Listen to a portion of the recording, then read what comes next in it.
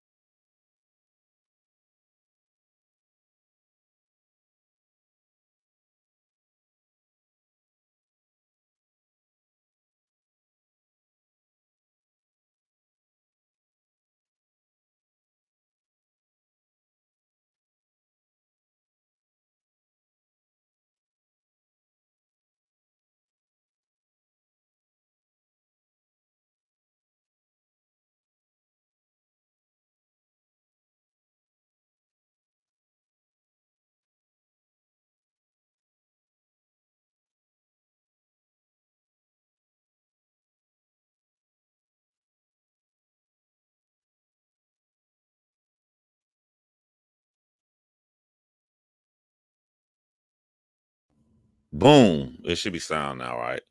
Sound now? All right. Cool.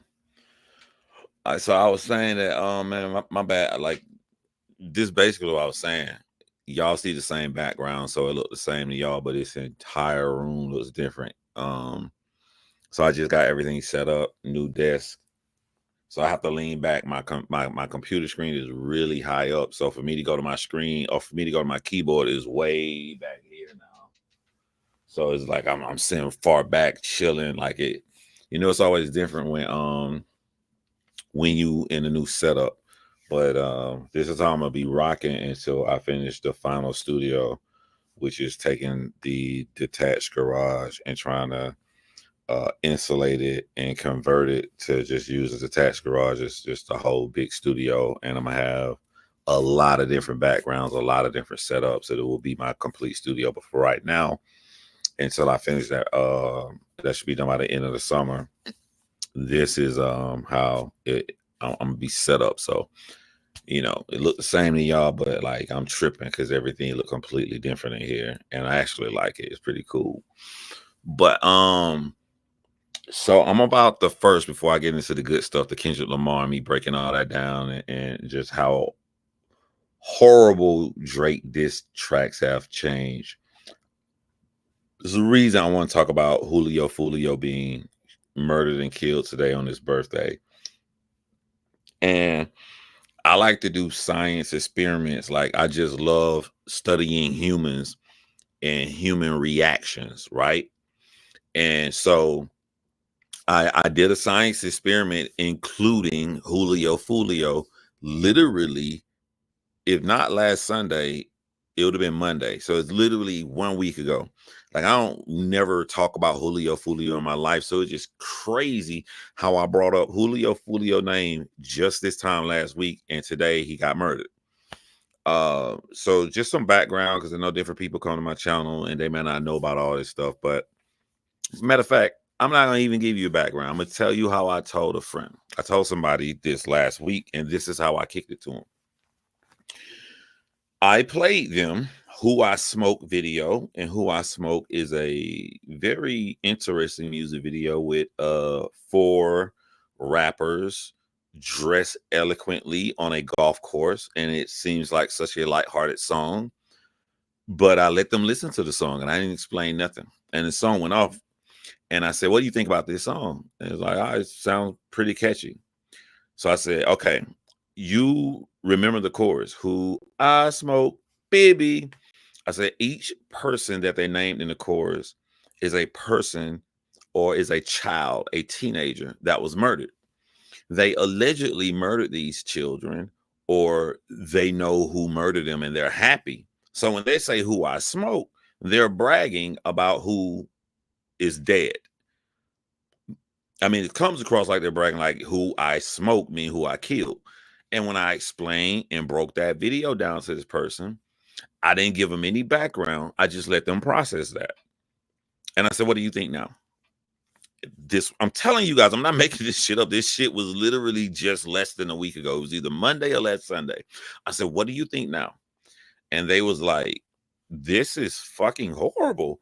Why aren't they arrested? They are literally singing about the murders that they are involved in. These are horrible, despicable people." After that, I said, "Okay, you see that guy there in the green who's singing the chorus? Who I Smoke, baby." Okay. He posted on social media that he was celebrating his brother's birthday.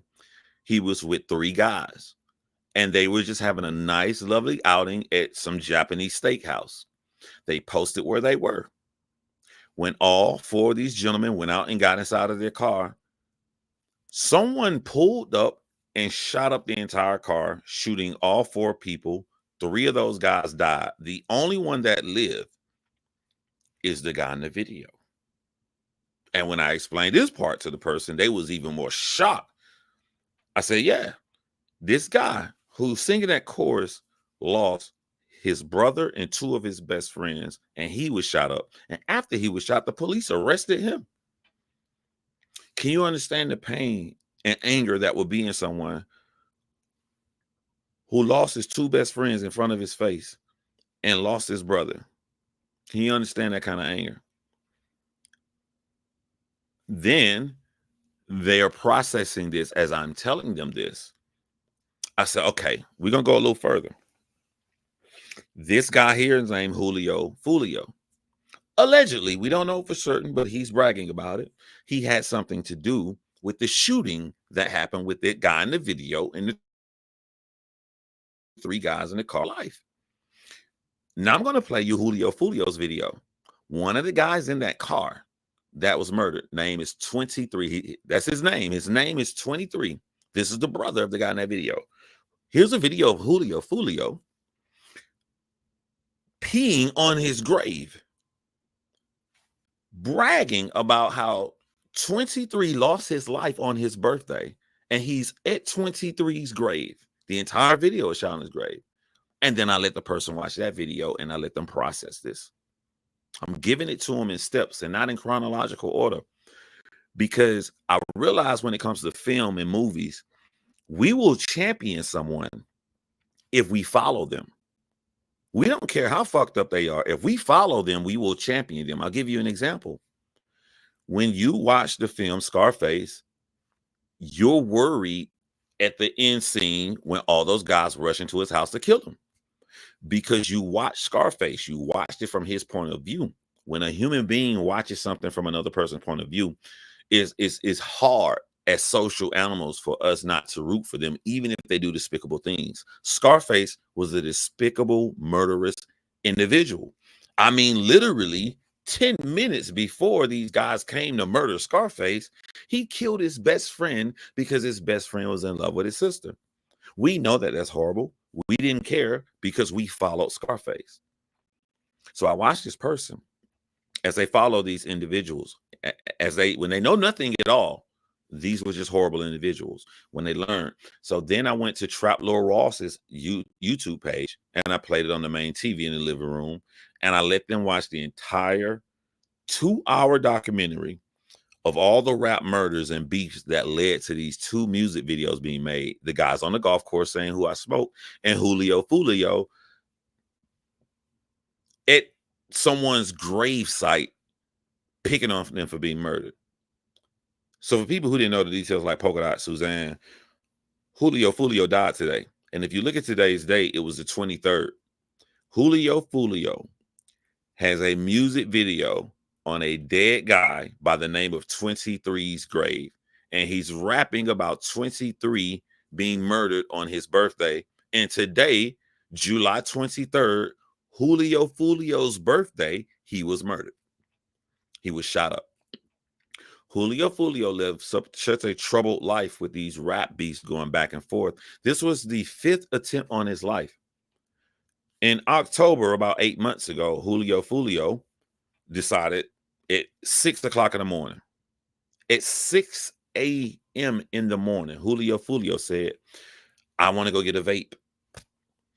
Julio Foolio got into his car at 6 a.m. He stayed up the entire night. He stayed up and he went to the store to get a vape. He stopped at a stop sign and a car pulled up and did a drive-by on him. They shot him in the foot. Now, normally you get shot in the foot. It's like Meg the Stallion is some little thing. But if I were to show you guys the image of his foot, the big, gigantic hole in his foot, it looks so gruesome. Shout out to the doctors for saving his foot, even though he wasn't going to live for nothing but 8 months. That was the most gruesome shit I've ever seen. And then he described how they had to pop his bones in place. It was a horrific injury. But when I go back and I replay what happened to Julio Foolio 8 months ago, you made a song in a city that really cares about another rapper, and you went to this rapper's brother's grave and filmed the video bragging and laughing that he died. You had 3 attempts on your life. And when you got shot in the foot in October, that was the 4th attempt on your life. And this attempt came at 6 a.m. Do you know how bad people want to murder you if you randomly at 6 a.m. get in your car to go get a vape and they pull a drive-by on you? I don't think he processed what that meant. That means the entire night you're chilling in your crib. The entire night you're standing by. Somebody is outside waiting for you to leave at any moment. That means they want you dead so bad. They're not going to sleep. They're not even going to sleep. And as soon as you get in your car, they pull a drive-by on you. How did Julio Foolio die today? And I want y'all to keep in mind, 8 months ago, this man woke up. Well, he didn't wake up, stay up all night. He decided to randomly leave his house. The sun wasn't even up yet. Kids, not even at the bus stop. He randomly decided to go to a store and they are already waiting to kill this guy. With him knowing that they want to murder him this bad, on his birthday today, he decides to post on Instagram his specific location to his birthday party. He made several videos on his birthday. He made videos of him toasting. He made videos. One of the last thing he ever posted 20 minutes before he died was saying, "This is the best birthday ever." So I want to break down just how insane it would be for me. Just like, everybody want to murder you. They tried to kill you 4 times already. That they're waiting at any opportunity. Now, Julio Foolio is from Jacksonville, Florida. He was murdered today in Tampa, Florida. Tampa is about 3 hours away. That is nothing. But check this shit out. So Julio Foolio is posting, he's at an Airbnb. Everybody is celebrating at this Airbnb. The music is so loud that the police kicks him out of the Airbnb. So he don't have anywhere to go. He's not from Tampa. He decides to go to a Holiday Inn, and they murdered him in the parking lot of Holiday Inn. When they shot him in October, he was at a stop sign. He can pull off. He can get in and out. When they murdered him here today, he pulled into a parking space. As soon as he pulled in a parking space, they know where to go. You trapped in. And I'm going to play. I'm going to play the gunshots. You can hear the sounds, and I want y'all to hear how many times they shot this fucking guy. But I processed and I broke that down. I said, okay. So you posted in the daytime that you're at an Airbnb. If you get kicked out of this Airbnb, the people who want to kill you don't even know where to go because you don't even know where you're going. You have no idea. You got to scramble in. So you scramble and find out you're going to the Holiday Inn. How did they get there as soon as you pull into the parking lot? If they 3 hours away, if Jacksonville 3 hours away, how did they just? So this means that the moment you announce that your birthday party at the Airbnb, they were already in Tampa, Florida, driving around the city, trying to find you to kill you. They were already there. Now, more text messages came out where you can see this guy's just moving completely reckless because after he gets kicked out of the Airbnb and he goes to the Holiday Inn, he is posting this shit. His friends are posting this shit. People at the Holiday Inn are posting this shit like, y'all ain't gonna believe who we got to come. It's so stupid. It's almost like he just got tired of being shot at and he was like, you know what? It's my birthday and I had a great time. What better day to die on? I want to die today, right now. And man, I feel so bad about our youth because he wasn't a multi-millionaire big rapper. So I'm like, what is this for? What is to lose your life this bad for? Right? This guy went to Houston, Texas and got shot in the head and went live. He got shot in the head. Someone made a song saying, I can't remember the exact words, but like, he got shot and went live. And I was like, fuck, man, this bitch ain't die. Someone made a song and they were aggravated that you did not die. This was like your third attempt on your life. And then you get shot again after this at another drive-by. And after all of this shit you go through in your life, you decide to post every fucking where you went on your birthday. This guy did an interview. Julio Foolio did an interview and he's like, I don't know what it is about Jacksonville. You know, it kind of hurts my feelings because I can go anywhere. I can go to Atlanta. I get love everywhere I go, but they just hate me in my city. If they hate you that bad in Jacksonville, Florida, why would you post your locations in Tampa, Florida?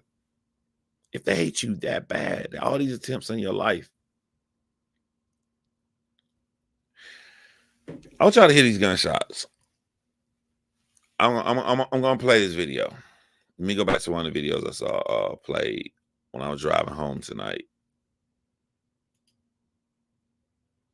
This shit is, and I'm gonna be honest with you guys. From the first beef Julio Foolio was in, I always felt like he's still alive. The amount of trouble this kid got himself into, it was just a matter of time before he was gonna die. Everybody, if you follow him at any point at any time, you knew he was gonna die. You knew he was gonna die. I want y'all to hear what Charleston White said about him dying too. Like Charleston White, a crew motherfucker, but so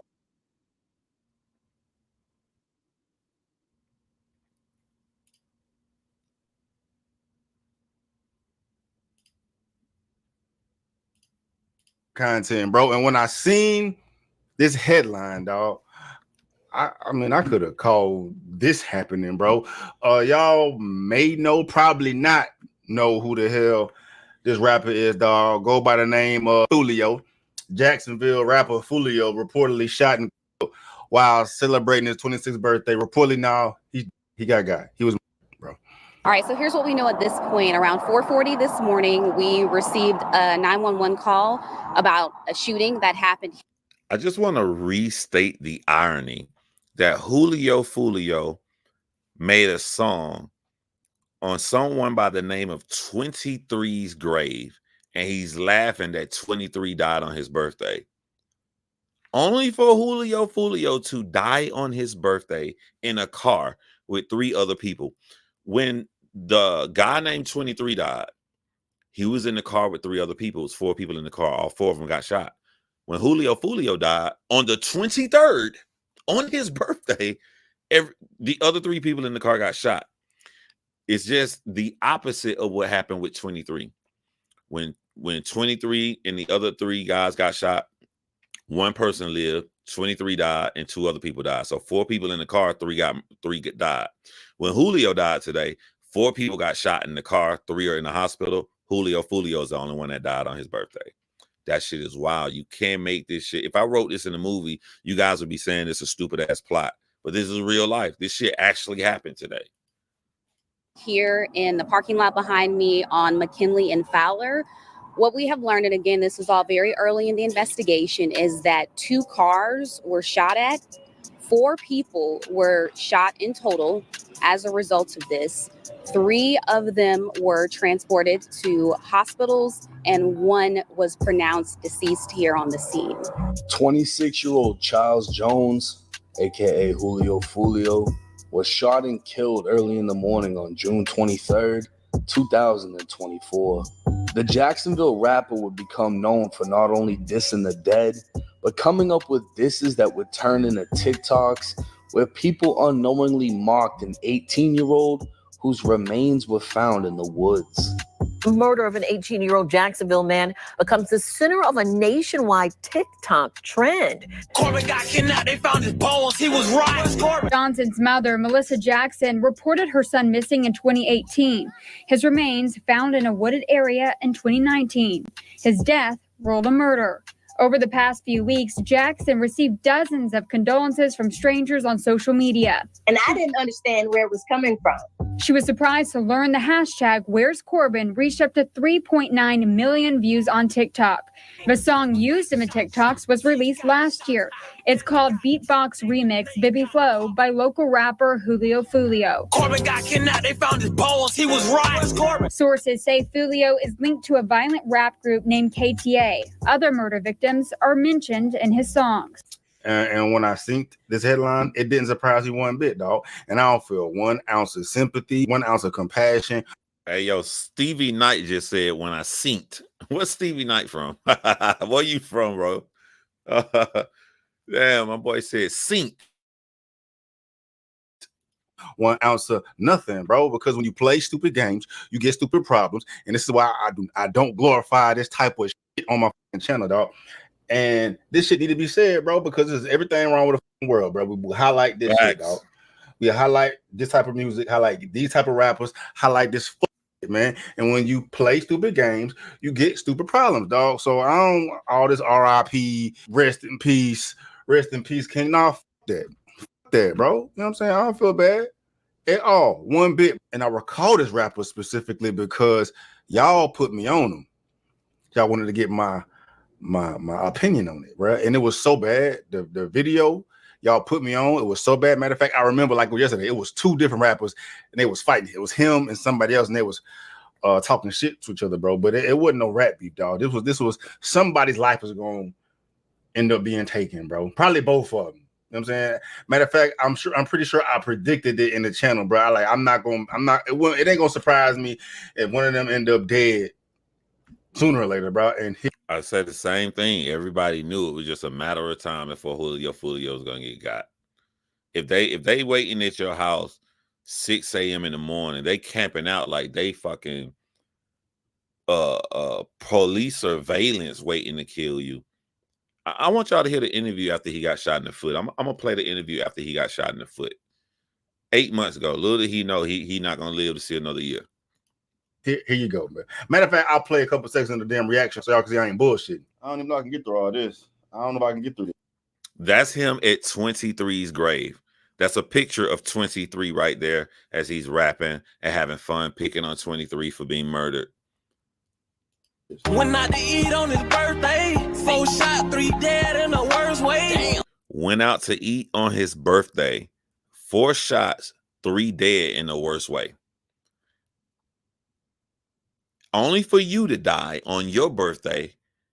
And this is this video here, he gonna play the audio of when Julio got murdered. Right? I don't think there's video, there's audio. It was way more than 4 shots. But all 4 of y'all got shot. This is nah, dog. Nah, bro. Nah. I can't even do it. Right. So there's that, dog. And that's really all I want to say, bro. That's why I don't glorify this in any form or fashion. And if I do highlight a track that's got a hint of violence or street culture or gang culture glorified, I always preface it by something. You know what I'm saying? But this shit right here is so blatant and it's off the rails so much, and it has so much of the youth hypnotized by this bullshit, bro. That video I just showed you has 50 million views, bro. Yep. 50 million views, dog. Not only is the rap terrible, but he rapping about what the fuck he rapping about, dog. And if you're gonna align yourself, if you're going to engage in this type of shit, just assume or predict that your ass is going to either be locked up or murdered, bro. And it was terrible, dog. It was terrible the way it was terrible the way he fucking went out, bro. Matter of fact, they have like audio of the damn shooting that took place, bro. Let me see if I can find this shit. Oh, these niggas out there.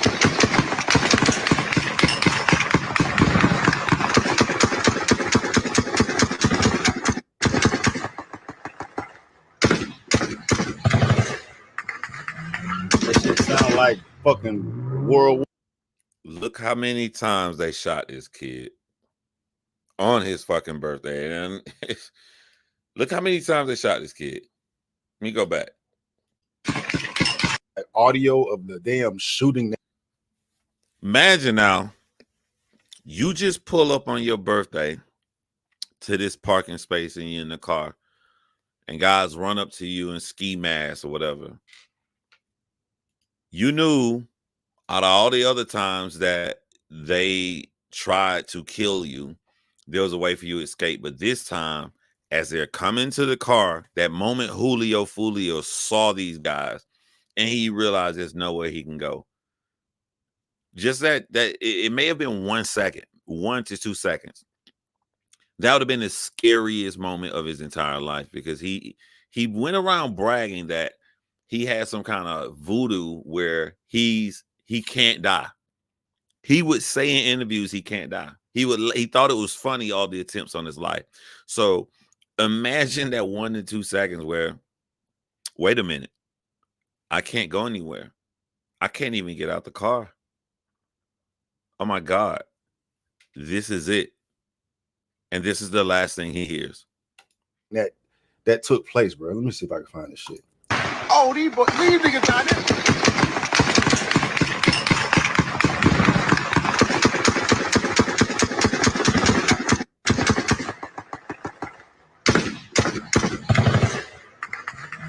That shit sound like fucking World War III out there, dude.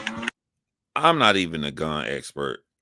I swear I just heard about 3 different guns. I just heard about 3 different guns.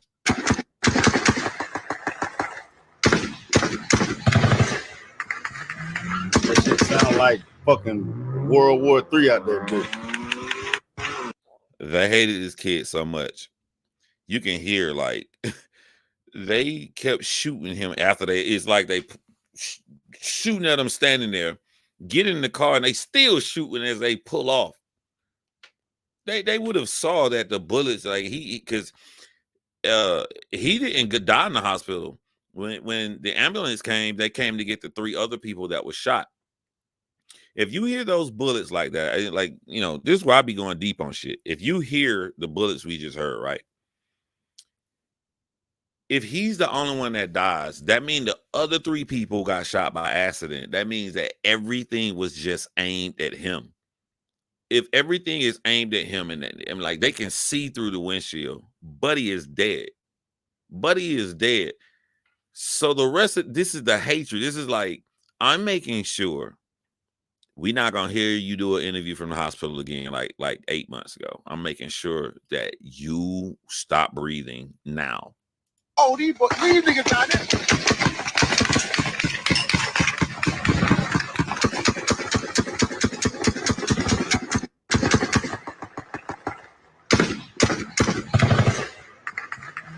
That shit sound like fucking World War III out there, bitch. Oh, these niggas. I'm curious to see what they're saying in the comments, dog, because they got to know that this bullshit was gonna happen. This guy thought he could get away with mocking his dead ops, homies. No one deserved to die, especially because of some stupid beef that could have been resolved in an educated manner. It's sad, though. Fuck, it ain't sad to me, bro. It ain't sad to me, dog. And that's there. I only saw one video. In the video that I seen, bro, he was bragging about killing motherfuckers, dog. Bragging about it, bro. All that say is, hey, come kill me. Come kill me for the whole world to see. And they got his ass on his 26th birthday, bro. Like, I feel bad for his family, his mama, his daddy, his sisters, or whatever, man. But they got to know that this was bound to happen too, bro. And he ain't have no motherfucker around him to pull his ass about their fucking life, but they not going to, bro, because this shit is viral. This is what get the views. This will get the bag, bro. All right, let me do something. Right? He made that video, right, at 23 gravesite. I want to click on the video. I'm not going to play the song. I just want to see the new comments now that he died. I want to read the new comments. I got to lean all the way back up here to get to my computer. It's so far away. Julio Foolio. Look at the first thing come up when I type his name. Can y'all see my screen when I type something up there? Julio Foolio. The first thing come up is When I See You. When I See You is the song. He's saying, when I see you, I'm going to kill you. So this song got 46 million views.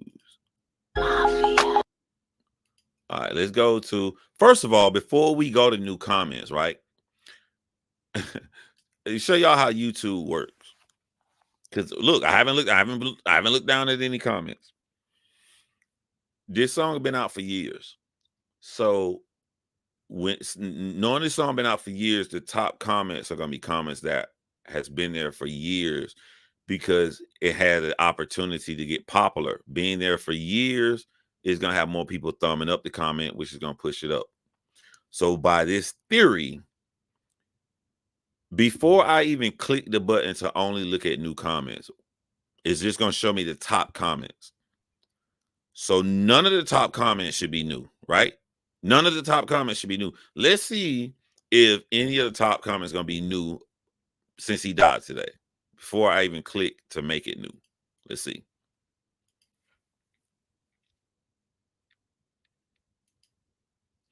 The first top comment 7 hours ago. Ace next song about to be diabolical. What that means is Ace is Julio Foolio's enemy. They're saying Ace is probably happy as hell that Julio died. So his next song gonna be diabolical. The second top comment 12 hours ago.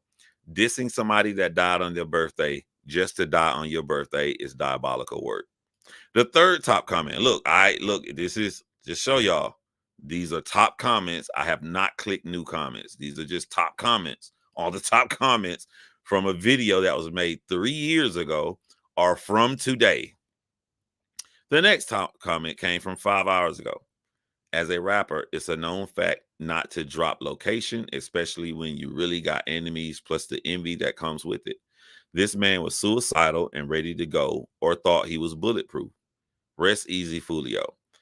I'm going to go with the second option. He thought he was bulletproof because he actually said in videos he had some kind of voodoo on him where he can't die.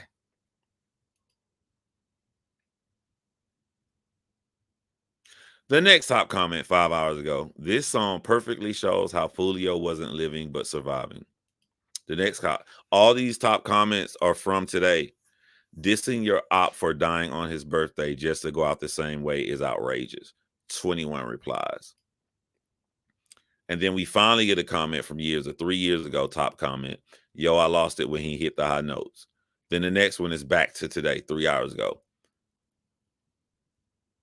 He reminds me of my little cousin. I can't do nothing but feel sad for this young man. Nobody won.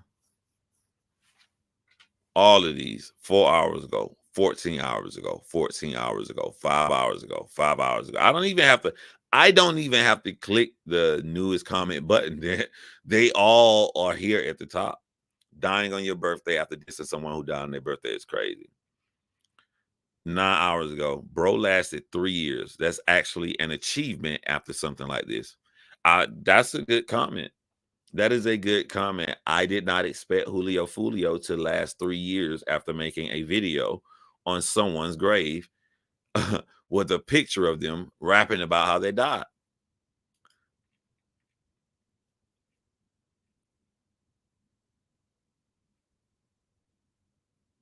But this is wild. 5 hours ago, they're quoting his lyric in the song where he says, 4 shot, 3 dead in the worst way. Turn right into 4 shot, 1 dead on his birthday. Fucking facts. You know? In the video that I showed you guys, let me click on new comments, even though we just saw a lot of new comments. Let me finally click on new first. Comment made 1 minute ago. They literally posted their location. That's how he got them. He did the same damn thing. At that point, he wanted it to happen. He had a life, though. Let me just type in Julio Foolio today and see if they're going to play the video of what he was posting. Oh, me and Academics Live.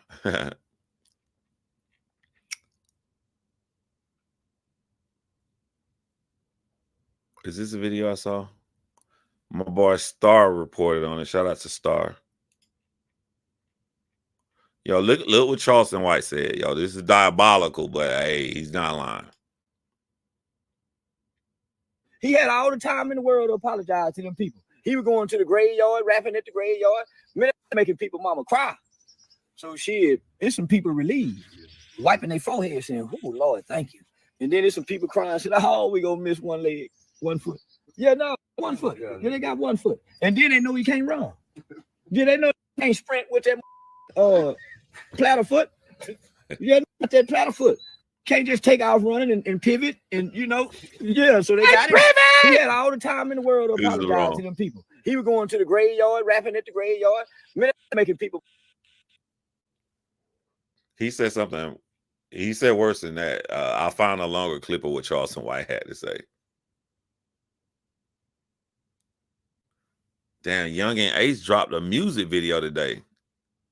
Yeah, I'll check that shit out when I live over. Let's type in Julio Foolio, but let's change it to today.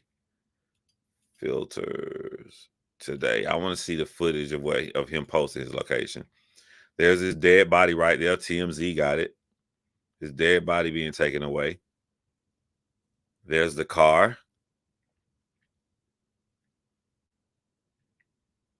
This is wild. This is wild.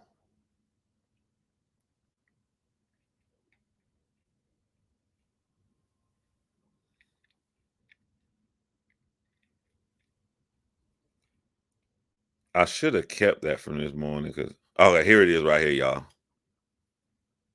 Pool party start the day at 5, 6 o'clock. If you already got the address, pull up, man. You got the address, pull up. If you need the address. This honestly scares me about life, right? Now he did dumb shit and he was murdered, but like it don't matter how somebody die, they could get hit by a car. It could be a total accident. To watch their last hours and they have no idea. Just think if you see somebody like, hey man, I'm about to go to work, put in my hours, see my kids later on as soon as I get off work, and then they get hit by a car. You watch that video, you just like, it's a scary, eerie feeling to know like this person has no idea they're about to be taken away from this earth in the one and only shot that they got. Like you're watching in hindsight. It's some scary shit, man. Just DM me right now. The pool party start at 5, 6 o'clock. DM me for the address of DM Foolio Booking ESPN. I'm gonna put it right here. We just got her, bruh. You got to add it. So like this is my true crime brain rambling right here. It's just like when I see this video, I'm like, okay, a lot of people really want you dead. They want you gone. So the scary thing about this video is the sun, is that it's daytime. They know you are not going any fucking where because it's daytime and it's your birthday. You are laid flat right here for a long extended amount of time. All we got to do is find where this location is at. It looks like they never found the Airbnb. We'll never know because, they didn't make it there. When he got kicked out the Airbnb, they found as soon as he pulled up to the Holiday Inn. But like they were already hunting for this guy. They were not in Jacksonville. They were already in Tampa. So the scariest thing about this footage to me is the sun. The fact that it's daytime and he's just posting where the fuck he's at. You got to add it, man. Push up. We just got to this bit. Tampa, Florida, man. Another scary thing about this footage is the fact that it almost sounds like, for a lack of a better word, it almost sounds like he's begging for somebody to come. When you are a big, successful rapper, number one, you would never need to make a video like this. When you made it and you're making money for your children, you're successful in this industry, you got a street team that's going to promote and make sure that people arrive. When you are a successful rapper, you just show up. That's number one. Number two, this doesn't seem like a very expensive place. And I'm not trying to brag or nothing, but like if I'm gonna do some shit out of town, I'm gonna stay at a place way better than this, and I'm not a famous rapper. So it looks like through all the beefs he had and the 50 million views here, the 30 million, all that shit, it is looking like it never translated to that much money. So if you never made that much money from this industry, what was it all for? Even his ops, the other guys, Young and Ace and them, they got more money. They're bigger artists. You never made it. Like, I'm not glorifying the expensive chains or whatever, but like they got him. He don't have none of this shit on. He looked like he down and out, and it almost looks like his pride has taken over in the space where his safety should be. His pride is, I'm supposed to be a big rapper. It's my birthday. I need video footage of people at my birthday party. So I need to go live and make sure people show up, even though me doing this could lead my enemies to where I am and I could risk my life. Me risking my life is worth an Instagram post showing that people showed up for my birthday. That is incredibly fucking sad. You already got to add it to the pool party. Push up at 5:30, man. Push up at 5:30, man. We finna get everything right. Push up at 5:30, 6 o'clock, man. It's up. Got me drinking, cuz. I don't even drink, cuz. If you don't drink, oh my God. So let me get this straight. You're not a drinker, right? So alcohol gonna really hit you hard and fast. You don't drink alcohol, but you decide The day I should drink alcohol should be the day that I alert all the people who have tried to take my life at minimum 4 times that we know of in failed shooting attempts.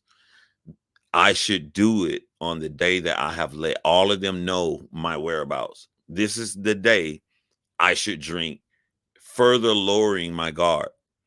You don't even have a bunch of goons with you. I think he just got his brother with him or some shit. You don't even have a bunch of killers with you to protect you. You don't have any security.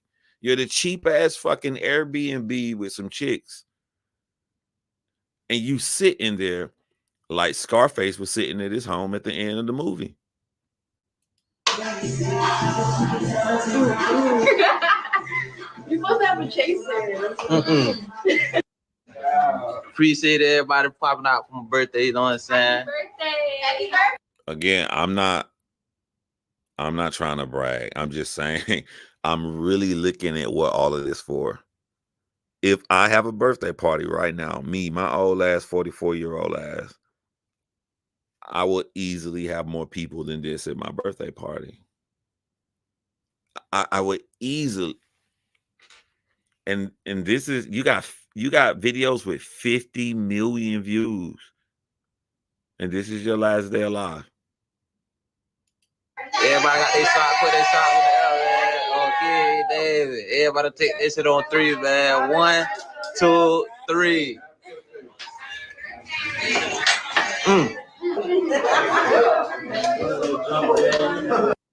Got my brother with me. He done popped out for me for my birthday. He done time with lit. Oh God, yeah. We came deep and fuck for my birthday, man. Everybody coming like a stare. Oh God, man. You know what I'm saying? You know what I'm saying? We deep as hell. We deep as hell. 20 deep. Lit everywhere we go. My man said we deep as hell, 20 deep. One of the most popular rappers out of Jacksonville. He's one of the top popular rappers. He's not the most popular rapper. He's one of the top. He can only get 20 people for his birthday. And Buddy went to a Holiday Inn. This is the last thing he'll ever post. Police shut us down and kicked us out the Airbnb. That's crazy work. 20 minutes after this is when you hear those gunshots.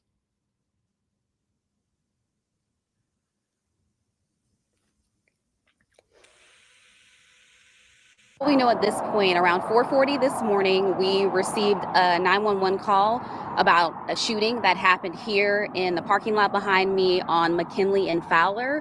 What we have learned, and again, this is all very early in the investigation, is that the door. Wait, 6:30 in the morning?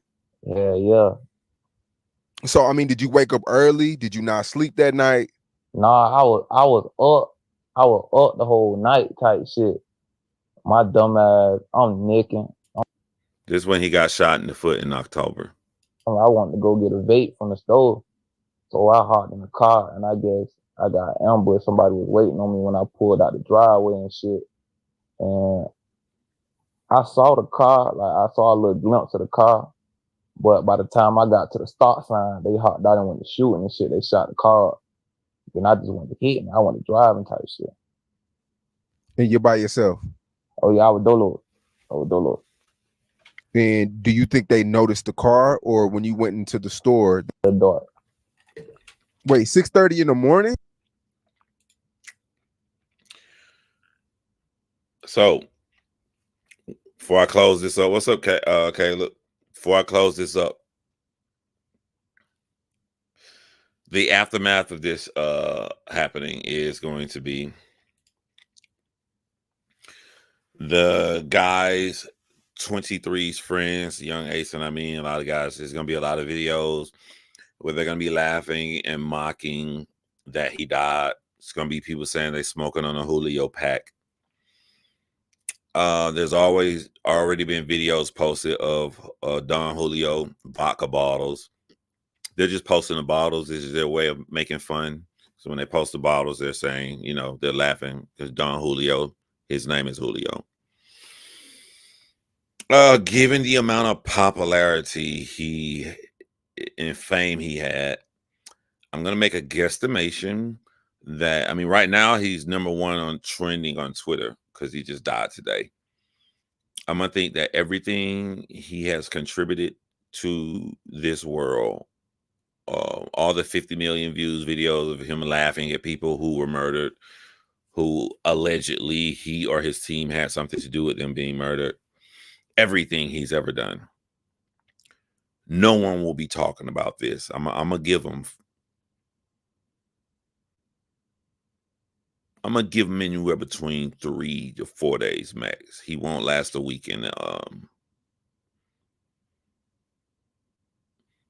I mean, so this is the only way he gonna last more, is that they haven't put out how many times he was shot.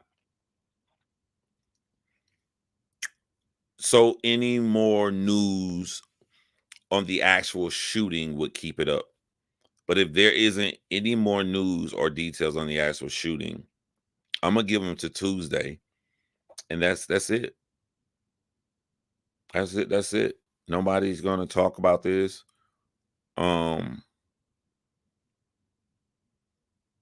It's just sad. It's really, really sad. All right.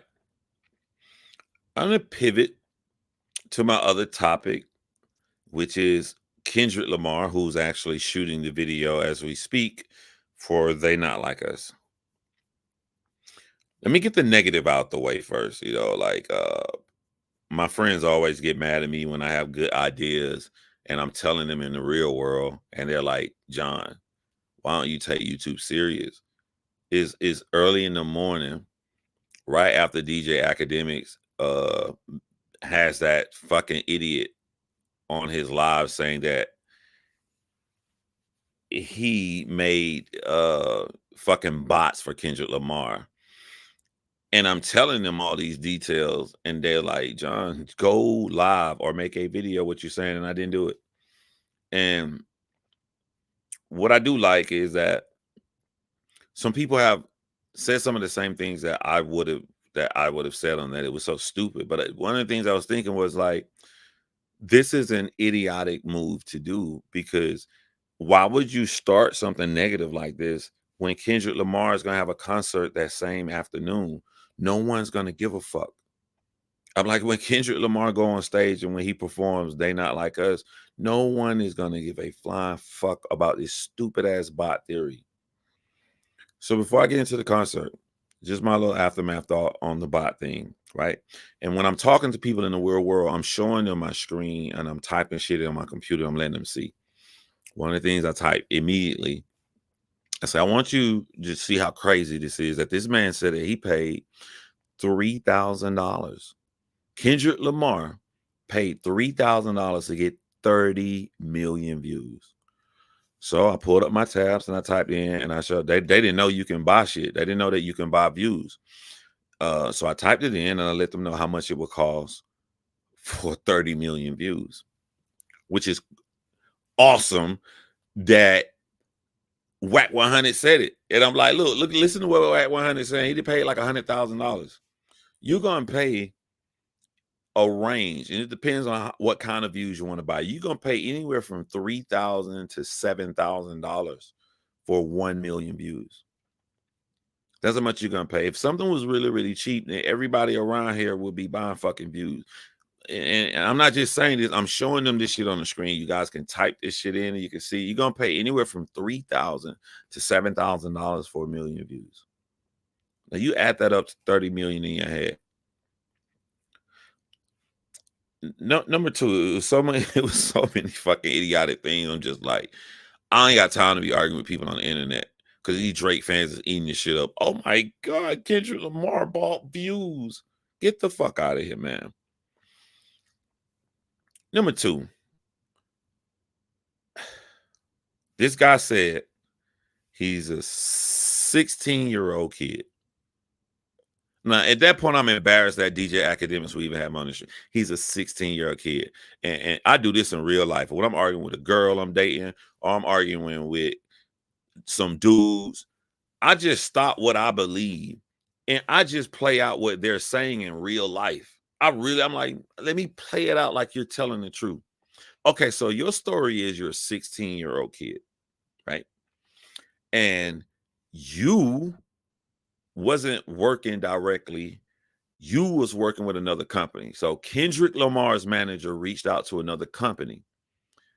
And this successful company that has the technology to give people views decided to hit you up, a 16-year-old kid, and give the assignment to you. I just play out what people say. A company decided to hit up a 16-year-old kid and like, hey man, you know that big ass historic once in a lifetime rap beef that Kendrick Lamar and Drake is having? Yeah, we want to give you the job, you know. He, you know, $3,000, you know, can you give us 30 million views? My man said this was on May 6th. Kendrick Lamar's They Not Like Us came out on May 4th on a Saturday. In less than 30 minutes, Kendrick Lamar's They Not Like Us had 1 million views. So he's saying he wasn't involved until 2 days later. The 16-year-old kid that Kendrick Lamar manager spoke to directly. The world doesn't work like that, y'all. The world does not work like that. People, this will only come from a brain from a fucking child. So I'm not even mad at this fucking idiot kid. I'm mad at DJ Academics for even allowing this shit to go on his stream.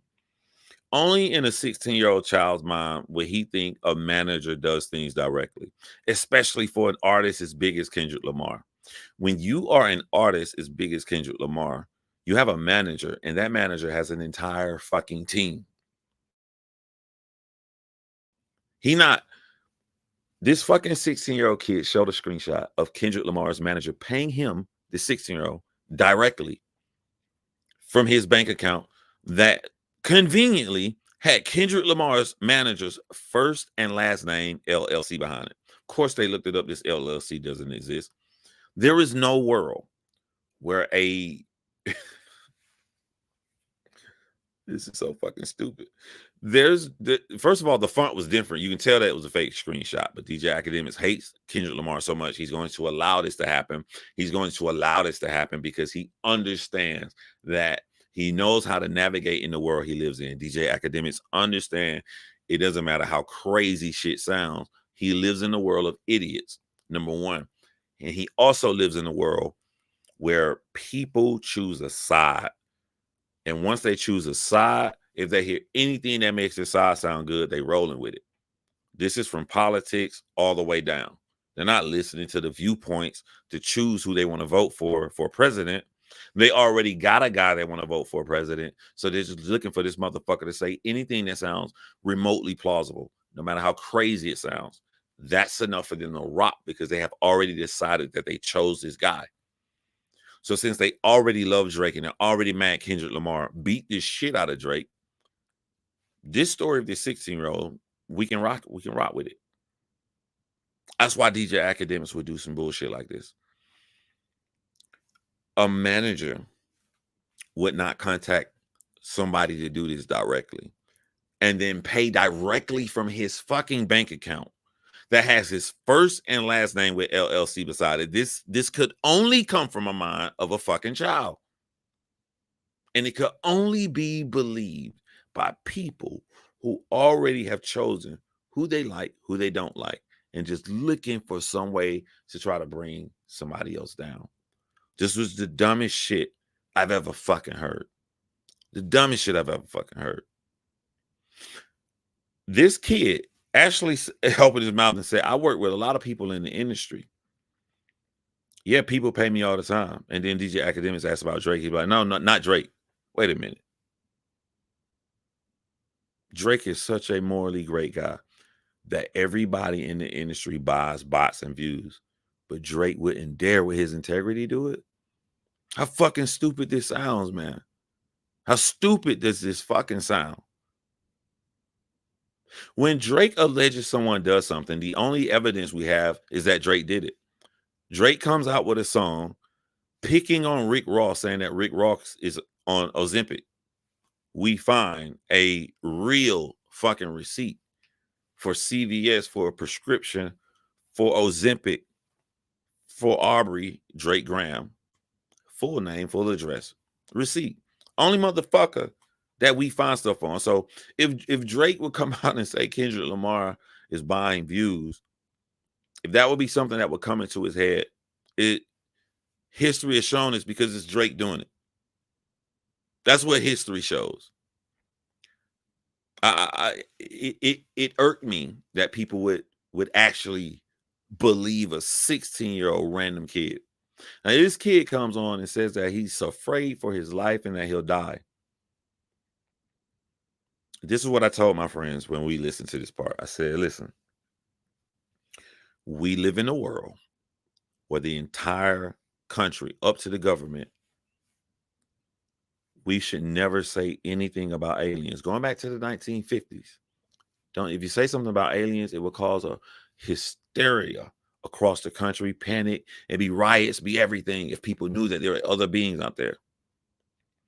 Only for the government to release a video in 2020 of actual evidence of an alien spacecraft. The government finally released this video. And you know what people did? Yo, get this boring shit out my motherfucking face, yo. They didn't give a flying fuck. No pun intended. The government is showing you evidence of aliens, and no one gave a flying fuck. What the fuck is it about Kendrick Lamar and his manager that someone would think, oh my God, a 16-year-old kid is going to show and say that we bought 30 million views from him, we should kill him? Or even if this was true, this is some bullshit. But like I said, I like to pretend other people are telling the truth to see how crazy it sounds. If this is true, and the world loves Kendrick Lamar, and the world knows Kendrick Lamar got a big ass show tonight, and that's what everybody's talking about, wouldn't it be more plausible that they go like, fuck that little stupid ass shit? Nobody gonna believe that shit. Kill Drake tonight. Wouldn't that be more plausible than that? They need to risk their freedom and try to kill a 16-year-old kid because he's going to say without any evidence that one of the greatest rappers of all time bought 30 million views for $3,000. Hell of a discount. The next outlandish thing this motherfucker said, he said Kendrick Lamar was going to give him points on the record sale for They Not Like Us.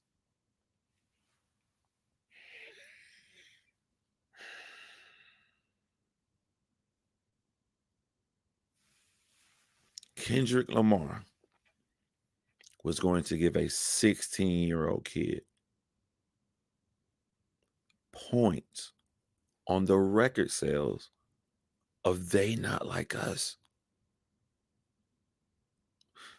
Of course, DJ Academics is not going to really check him the way he would if someone said this stupid ass shit about Drake, because he don't like Kendrick Lamar. I don't expect that for him.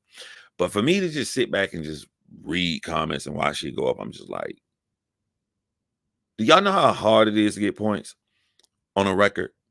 Do y'all know motherfuckers be fighting and shit over one fucking point on a record? When you type in this shit, now that he has his own record label, PG Lane, it just says Kendrick Lamar. There's not a bunch of names like on Drake shit. To think that he was going to give a 16-year-old kid points on a diss track is the dumbest shit I've ever heard in my fucking life. But then if you think that someone is going to try to take your life, why would you out yourself? Why would you out yourself? He couldn't even, if you go back and watch that video, he couldn't even remember the exact amount. DJ Academics was like, yo, no, but how much though? How much? 3,000. He just said some shit. He not even strategic enough to make it plausible. He did. If it were me, I would have done research. I would have known it takes like $3,000 to $7,000 for a million views. I'd multiply that times 30. He's winging it. He's winging it to push a narrative that no one was going to fucking believe. He didn't check himself. He acted like a 16-year-old kid. If he really was intelligent, instead of putting Kendrick Lamar's manager name and putting LLC beside it, which is the dumbest shit ever. It's not going to be a John Shay Rhines LLC and that I'm doing all my fucking business that my manager has access to. I'm going to do it through like that, right? If he was really intelligent, he would have put in more work. I'm going to put a company name right here. But then I'm going to have another piece of evidence to show that this company has been working with Kendrick Lamar. And then I'm going to put a third piece of evidence to show the secret person that really owns that company is Kendrick Lamar's manager. He didn't want to go that deep because he's only 16 years old. He want to get right to it, making himself look stupid, that he would receive a fucking direct payment from Kendrick Lamar's manager, LLC, for $3,000 for 30 fucking million views. Almost did to slap a fucking god. Now let's get into this fucking concert, right? Watched the concert, got my glass ready from the privacy of my home. The feeling I got when I heard the beat for Euphoria, because here's the thing about Kendrick Lamar. It's hard being a Kendrick Lamar fan because you champion that he's his own man and he don't give a fuck. He's not moved by the crowd. Can't make him do nothing he don't want to do. While that's a good thing, it's also a bad thing because prior to Kendrick Lamar coming up out the ground on Euphoria, because he don't give a fuck about what we think, he could have done an entire show and did not rap any of the diss songs. He is the type of person that would do that. So until he says a fucking diss song, you don't know what the fuck you're gonna get this night. He can have us all here and be like, nah, this for the West Coast. We ain't talking about no motherfucking Drake. So when he rides off the ground and I hear Euphoria beat, I start arguing with myself in my mind. That's not Euphoria. That is Euphoria. That's not Euphoria. That is Euphoria. All the way until he says the first lyric. And when he says the first lyric, it was the biggest surreal feeling. I'm like, this is happening. Oh my God, this is really fucking, this is real life. I'm watching fucking, this is great. This is fucking crazy. And then the beat drop and the fucking fire and shit come up out the ground. And this man is, we didn't know how he looked when he recorded. We didn't know his mannerisms or anything. This motherfucker didn't show his face for the entire disses. But he's here on stage and he is rapping Euphoria. I was so lit, man. I was so lit. I'm like, because once he rapped Euphoria, it was over. The best thing I can remind you of is you waited 3 months for a huge boxing fight, and they got different style. One guy like to pressure you and knock you out. The other guy got successful at jabbing and keeping distance. He's a tactician. And because they're so different, but they're both undefeated, you're sitting there for 3 months and you're waiting for this fight, but you can't really call how the entire night's going to go until you see the first round. You got a theory, but you don't know this theory is right. But once the bell ends for round 1 to be over with and they walk to their stool for round 2, you got a gist of a little bit of how the night can go. A lot of times it does change, but you got a gist. The element of surprise is over after that first round. All this shit you imagine in your head, you finally can see these two guys who have never been in the ring with each other. You see them in the ring. Okay. We see, okay, he never fought a guy who pressured him like this. So the pressure guy's winning. Or, oh my God, the pressure guy never fought anybody with an excellent jab. Like, he's going to have a hard time tonight trying to get through that. You see it after the first round. That's the best thing I can compare Kendrick Lamar coming on Euphoria, because once he rapped Euphoria, this motherfucker's 1000% doing They Not Like Us. He won it. That's in the back. He is doing They Not Like Us. This is happening tonight. I don't know if he's gonna do 616 in LA. I don't know if he's gonna do like that. I don't know if he's gonna do Meet the Grams, but he 1000% is gonna do They Not Like Us. I'm going to see Not Like Us tonight. This is fucking wild. This is really gonna fucking happen. So my second surprise was 616 in LA. And I like how he did it. I don't know why that stood out to me. Him putting his hand on Absol's shoulder. And I feel like I owed the nigga an apology or something, because I'm like, yo, this is fire. Why did I not know 616 in LA was this fire? This dude is spitting. The way he did that, like that.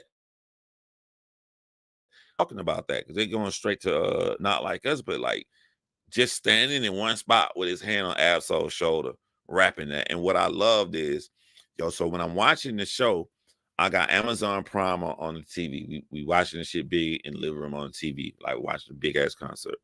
But I got my iPad on my side. And on my iPad, I got DJ Academics streaming it, because I want to see DJ Academics' reaction or whatever. You know what I'm saying? So DJ Academics on the stream right here, and I'm watching on my TV. And I'm like, this man just put up some stupid ass lie that fell flat on his face about Kendrick Lamar using bots. And now he's sitting here streaming the concert. And he mentions DJ Academic and 616 in LA. So this is just my little wild theory. This is my theory. Kendrick Lamar is petty. I think that Kendrick Lamar was going to perform the entire 616 in LA song. And just to spite DJ Academics, because Kendrick Lamar knew this is a historic night in hip hop. Because it is, I'm going to stop the motherfucking verse right before I mention DJ Academics' name. We're going to go to the next song. That's just me. I got no proof. I just believe in my head from that bot shit. Kendrick Lamar changed his mind and was like, yo, fuck that. We not doing that. So that's just me. I like the set. You know, one of my favorite Kendrick Lamar songs is Element. I love that he did Element. I just, you know what I'm saying? I'm going to keep it shallow. Ain't nothing cooler than sitting back saying, if I have to pop a motherfucker, I'm going to make it look sexy. Like, that's just some cool shit to say, man. So I was happy he did Element. A lot of people was happy with the Black Hippie reunion. I know it's a cool thing to say. If I come on here and say I was so happy I got to see them on stage again, but I was never a fan of Black Hippie just because of the kind of music. I was never a fan of Collard Greens. I was just a fan of Kendrick Lamar, and this is just me being honest. I'm just being honest. So I was chilling. You know, they did their thing. I'm happy that they got a lot of fans, and the people who loved them was happy to see them on stage. It wasn't that big of a moment for me, but I like that other people got their enjoyment out of him doing something for his fans. I would assume really hardcore Kendrick Lamar fans do like Black Hippie Group, so they was happy about that. In my household, I kept shouting, "Where the fuck is Baby King?"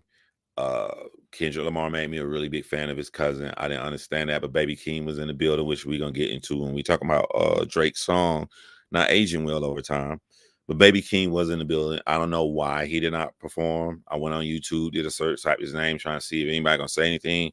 Why would he not perform? Because Kendrick Lamar said on stage, this is about the past and the future. And when he said it's about the past, Dr. Dre came on stage. Now,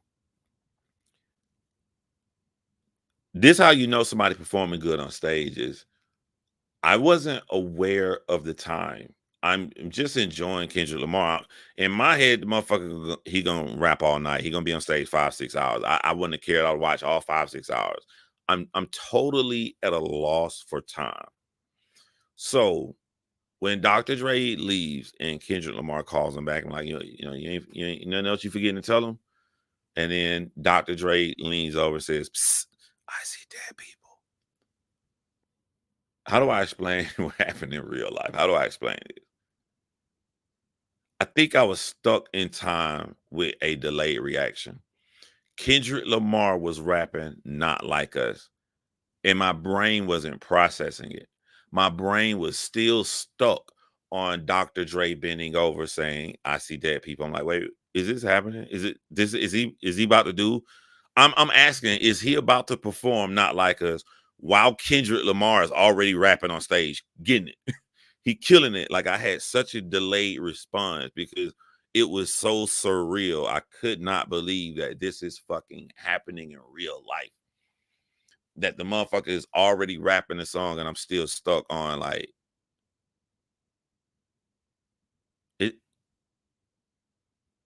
Oh my God. And so Not Like Us is such a like a little dance track, right? We never saw Kendrick Lamar. I have no proof of this.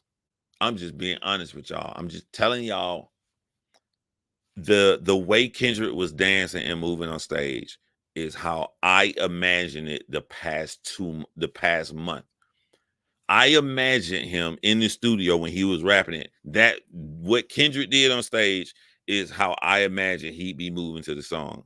So I felt like I was dreaming. Like, am I manufacturing this? Is this just a John dream and just getting everything that John wanted? This is not real. This ain't happening right. Kendrick is very fucking petty. And that's what I'm saying. Like, people keep saying that some people you don't fuck with. Like, he's very, very fucking petty, man. Like, the motherfucker will look at you straight in the eye and be like, yeah, this is about the West Coast. You know what I'm saying? This ain't about no beef. But he knew he was going to do that song more than one time. This ain't all just about the West Coast. This was about the West Coast. I believe that's true. But this was also very important to stomp on the living fucking shit on Drake's grave. No one can convince me otherwise. The A minor line. It also tells me that Kendrick Lamar is very in tune with what goes on social media. He acts like he just sit at home and watch cartoons and shit. This motherfucker is looking at everything we do and say. He's very in touch with what's going on, because you can't record that song, go away from the rest of the world and live your life raising your children, chill with your girl. And if that's what you were doing, then you would not have known how huge the A minor song was to the world. Only way you know how huge the A minor song is to the world, you have to watch the world. So this tells me that Kendrick Lamar is watching the videos of people at their wedding dancing to They Not Like Us. He watching the bar mitzvahs. He watching the little kid video. He's watching the reactors video. He understands how fucking big that line has been to the world. You can't just, you have to see that, because he paused and cut the song for so long. You can't just record this song one night and turn your fucking internet off and just raise your children and live a happy life and not know the second time I performed this song, of my 5 times I performed it, the second time I performed the song, I ain't gonna even say nothing. I'm just gonna dance on stage and let the entire arena rap the lyrics for me. You will only know that if you are in tune with what's going on in the world. You would only know that. This guy is so fucking petty, and I love it. I love every bit of it, because remind me of me. Like, bro, if you keep messing with me, especially if I'm going away, especially if I'm being nice to you, especially if I let you live. And one of the things that I don't hear people talking about the most, if you can go to Kendrick Lamar's video that he has with is it Rick Rubin? He used to produce a lot of the Beastie Boys, Run DMC albums. He did Jay-Z's 99 Problems, but the bitch ain't one. Kendrick Lamar's being interviewed about him, and I think he asked Kendrick Lamar, like, what would you, if you could do everything over, what would you do? You have any regrets? And Kendrick Lamar said, 10 years ago, whatever, he said, I wish I would have went harder. And I know what he meant. Kendrick Lamar is not a guy that want to do these tiny ass sneak disses. You can tell from his personality, he wasn't with that. So when Drake came out 10 years ago talking that bullshit about Kendrick on the Control verse, I knew it was bothering Kendrick. Kendrick was angry at himself that he didn't squash Drake like a bug back then. And it irked his fucking nerves. So from that moment on, he has been enticing and doing everything to try to get Drake to bite, to get everything to get Drake to get into this beef, because he's pissed off at himself. I should have finished that motherfucker back then. So he's holding all of this shit in. So when Drake makes push-ups, he was dead. Signed, sealed, delivered. Kendrick Lamar hated Drake so much. They talking about all the little sneak disses and shit that Kendrick said. Kendrick Lamar hate Drake so much. Like, the biggest shit that people is missing is the Hillbilly song. The Hillbilly song is the big shit that he's missing. Kendrick Lamar and Baby Keem Hillbilly song. What top rapper goes in the studio, listens to Drake make a song called what is it called, Sticky, and makes a song mocking him? We're just gonna take his flow and we're gonna make some silly lyrics that really don't too much mean something, except for one part. Kendrick kind of kills it, and we're just gonna mock Drake. We're just gonna have fun mocking everything that Drake says. That's the epitome. Kendrick Lamar and Baby Keem's Hillbillies is the epitome of I fucking hate you.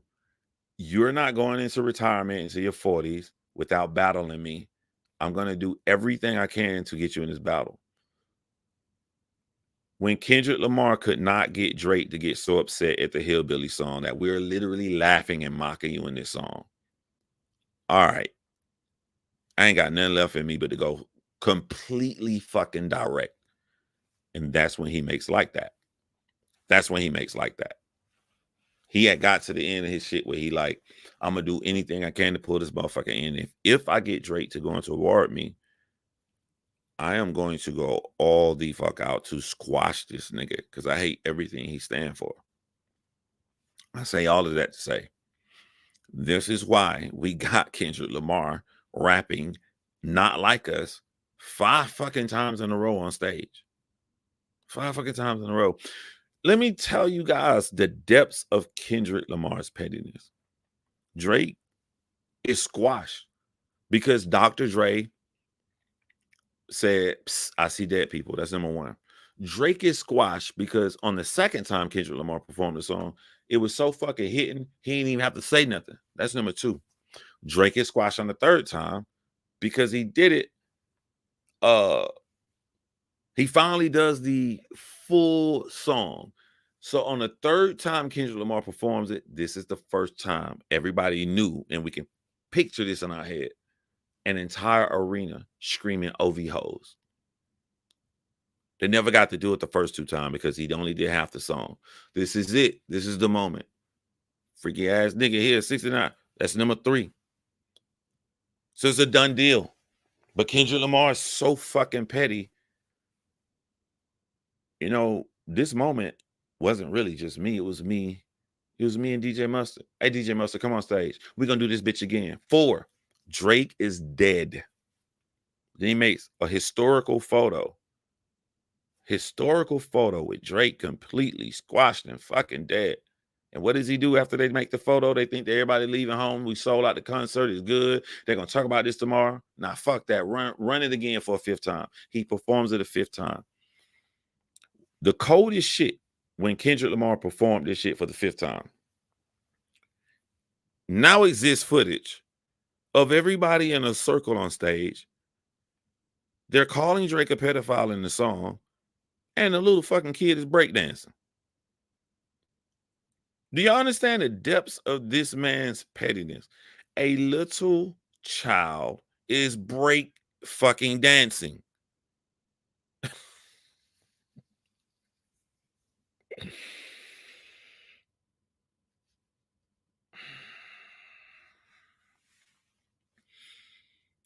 I blame DJ Academics. I blame the bot rumor. I blame Drake diehard fans who are still grasping for straws because y'all the one who pushed this man to go so overboard. We need a word that's far worse than overboard to stomp on this motherfucker's grave.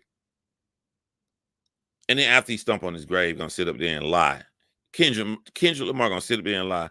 This was just about the West Coast tonight. No, it wasn't. It wasn't just about the West Coast. It was about the West Coast, and it was about destroying fucking Drake. You know what I would have done, though? This is what I said. After they took that photo, I would have told them to turn the lights blue. I didn't perform They Not Like Us 4 times. I would have turned the lights blue. I'd have had everybody behind me, and I would have stood right in the middle, and I would have did my final verse on Meet the Grams, where he talks directly to Drake. And just hear that whole reading, you lied, and then all the people behind him saying that shit, and it's this eerie fucking shit with dark blue lights. Fuck a rap battle. It's a whole life battle with yourself. And when that go off, Then I would have ran Not Like Us for that 5th time, just to bring their ass back up before we leave the stage. This motherfucker is so petty that after he performs Not Like Us 5 times and the show is over, you know what, DJ?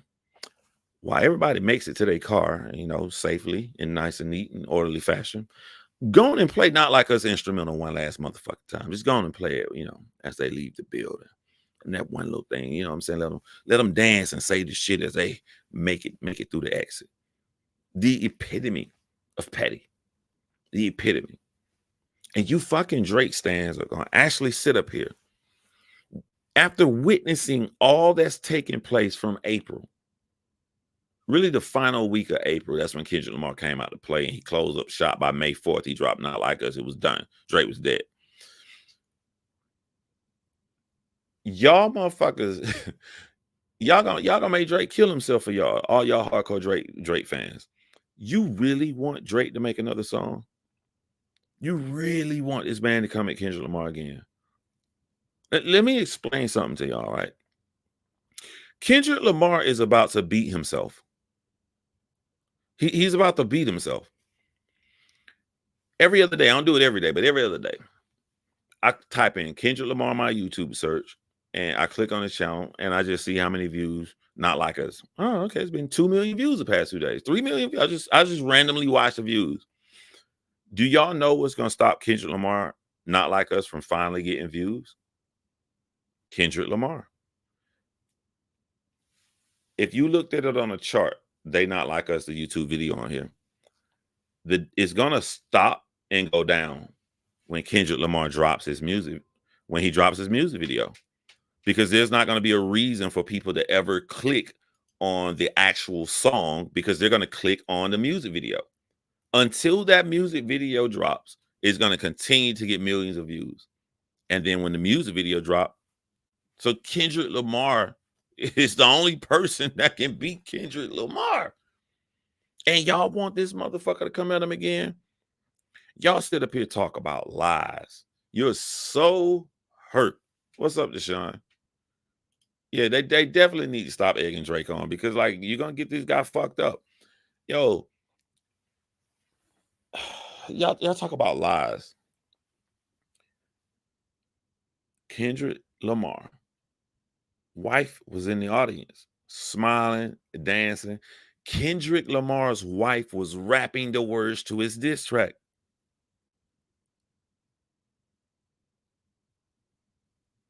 Kendrick Lamar's show was produced by Dave Freed. I feel stupid saying this, because I nothing in me ever thought that shit was fucking real. It's so fucking absurd.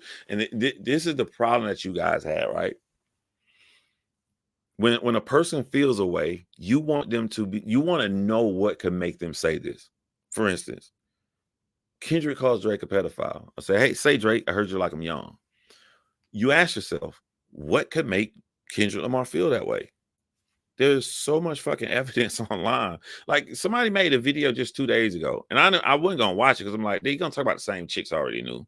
This motherfucker talking about new people. He talking about new young girls that ain't been in no videos. I'm like, damn, where you get this research from? New young girls are still popping out that Drake talked to. You don't know if he put his little wee in the girls or not, but it's a starting point that you can understand why Kendrick would say this. There is no starting point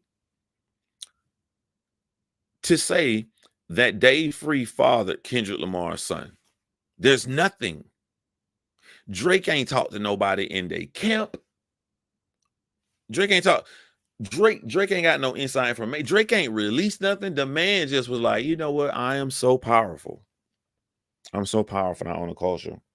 I know how to fuck Kendrick. I'm just make up some shit. I'm just gonna say some wild ass shit. They'll believe it.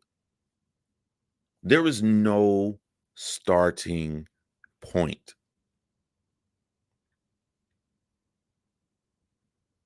He just said some shit.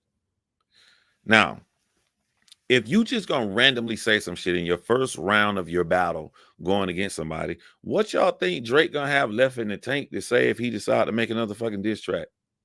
The best thing Drake can do, the absolute best thing Drake can do, the only thing, what made Drake connect to the culture was his connection to women, which makes me like, I don't understand why he want to turn himself into the asshole that fuck all these chicks and don't give a fuck about them when they loved you because you were making songs like you was that guy who used to be their best friend, and you understood women and you understood the pain that they went through and how guys hurt them.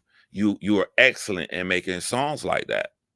And you gave that shit up to be the guy that you were talking about in those songs. You gave it up to be the bad guy when women was your core audience, that your connection that you had with them. Hair tie pretty with no makeup on, that's when you're the prettiest. I hope that you don't take it wrong. When you were saying shit like that, that's when the women, oh my own, the Drake, oh, you hear Drake?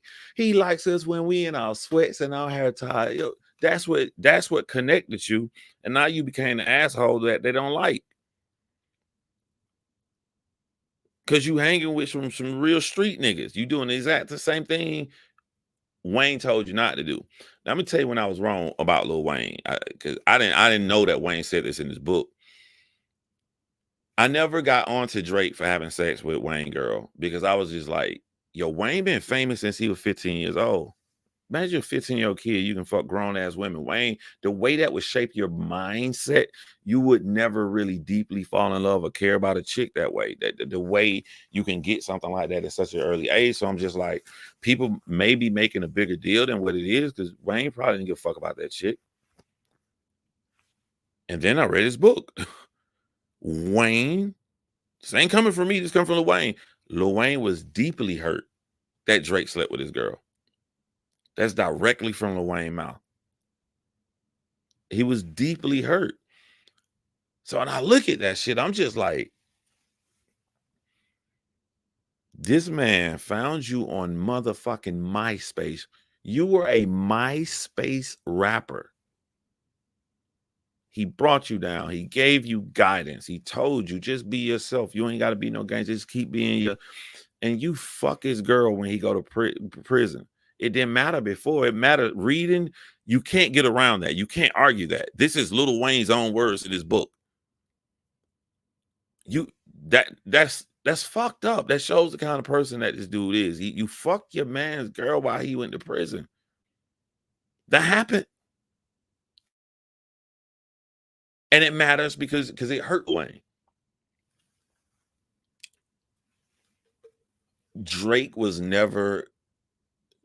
never had an opportunity or never stood a chance to beat Kendrick Lamar, and it was always going to end his way.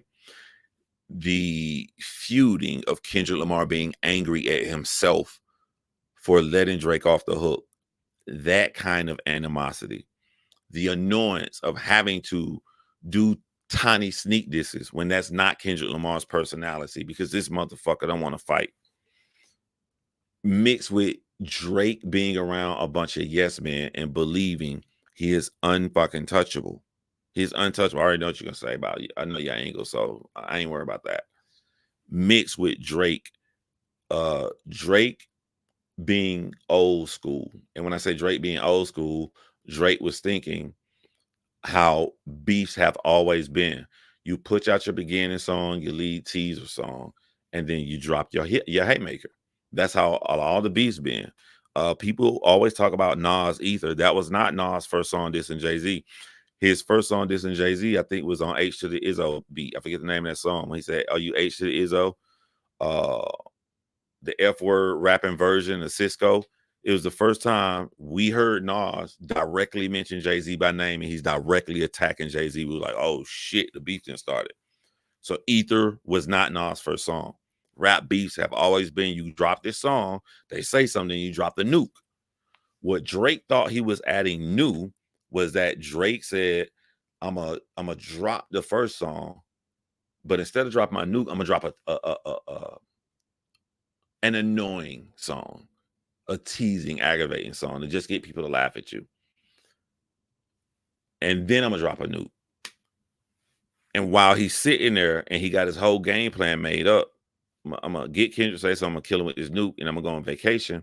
He didn't know Kendrick was taking 17 days to record 10 songs, 10 motherfucking songs. Record these 10 songs. I'm gonna leave a little space in here in case some new shit I need to say. Oh, this motherfucker said the slave line. All right, let me delete that one line, say a little slave line, keep everything else, put that shit out next morning. He was never going to fucking win. I'm gonna tell y'all a theory. I ain't got no proof of this right here, but this is my theory right here. I think Kendrick Lamar is so intelligent and Kendrick Lamar is so fucking petty that there was a diabolical reason he didn't drop one of those songs after the Heart Part 6. I think Kendrick Lamar wanted Drake to know that you lost, my nigga. He wanted Drake to know this so badly that he said, this nigga always got an excuse. You know what I'm saying? Like, his excuse last time was, I got a diabolical song that could have killed Pusha T, but the way he went so dirty, you know, so I have an excuse. I did make a song that could kill him. I'm just gonna let y'all hear. Okay. I want Drake to go first. I want Drake to go last. If Drake goes last and Drake goes first, you release their shit. I'm still gonna beat your ass. I'm gonna beat you so fucking bad that you're gonna have the last song of the disc, and it's not gonna fucking matter. I drop some shit after that. He gonna go around talking Kendrick Lamar dropping too many songs and all that. I just left the shit alone. Whatever is, I'm beneath it. Nah, nigga. No. Because when you line up all the tracks, you got 4 and I got 4. You got 4, I got 4.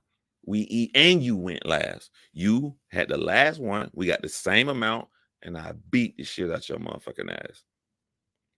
That's just my theory. I have no proof on that. In theory, he was always a grooming creep while promote yourself as a good guy and rap, just rap.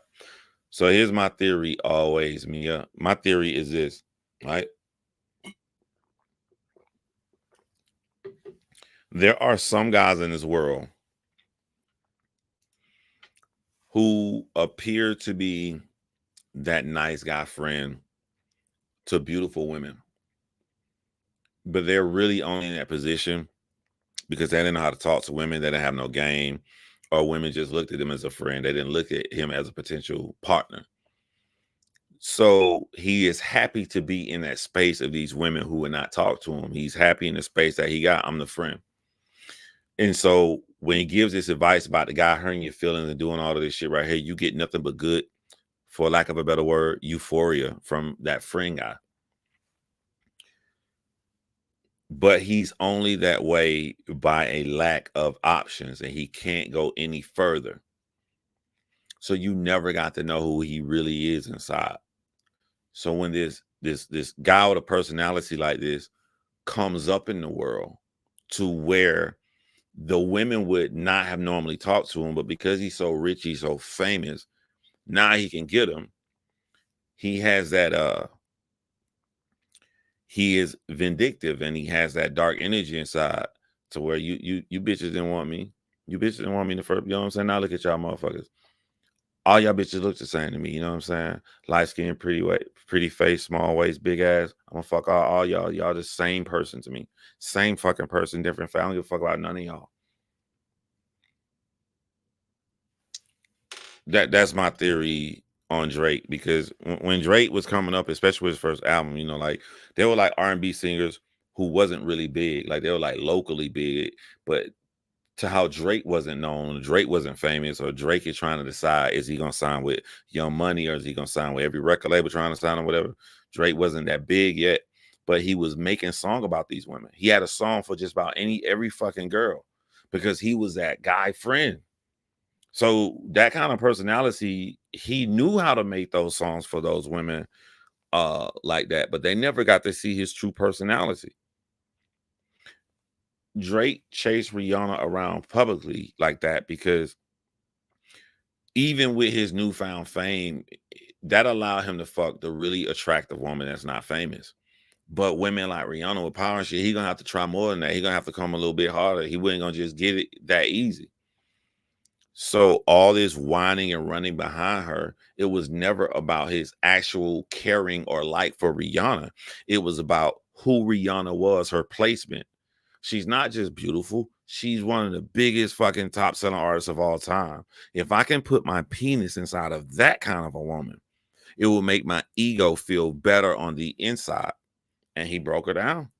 He had two weapons. He didn't have one weapon. He had the fame, and he had the knowledge of being around that amount of women and learning how women are. And he did everything he could. And once he put his penis in her and fucked, it was all over because he never truly cared about her.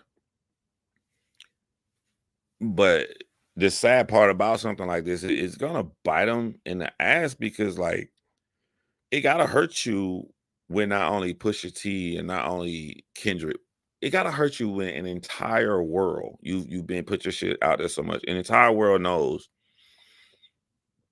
this is sad. You literally replayed your father's life.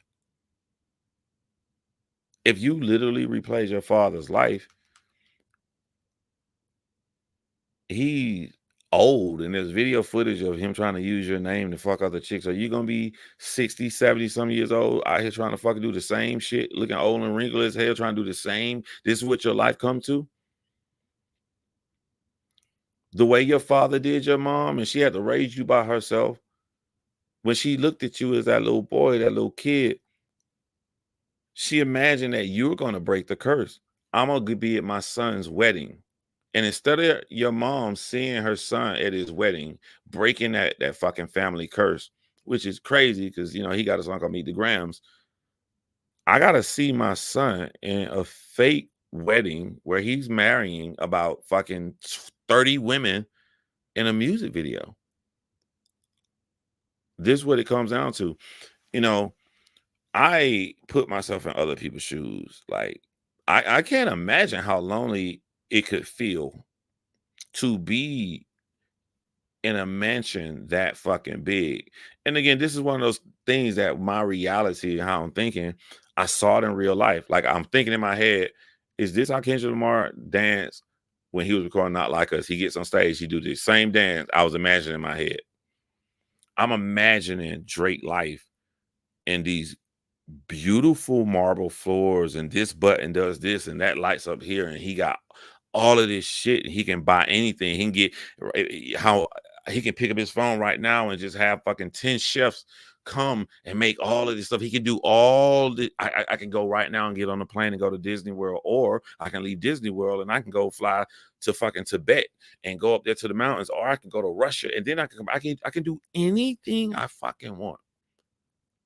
And to have all of that, to have a house that big with the beautiful marble floors and the pool in the ground, and it's silent. It's silent. You can try to mask that silence when you bring these guys over, but in the back of your head, you know, they don't give a fuck about me like I didn't give a fuck about Rihanna. I'm just the rich, cool guy that they're going to get some pussy and look cool because they're around me down. So even when you call these niggas over to play basketball in your house, it's still quiet. It's still lonely because you know that shit is fake. It's not real. And now you didn't curse yourself by fucking all these women like this, to where you're so big and famous and your reputation is so fucked that, like, who the fuck can you marry? How can you fall in love? You put yourself in a situation where you can never trust anybody. Who the fuck can you marry? Who can you look in their eyes and they like got to know you? What woman would you go to and she would put you down and dish you and you try and she succumb to the real Aubrey Graham?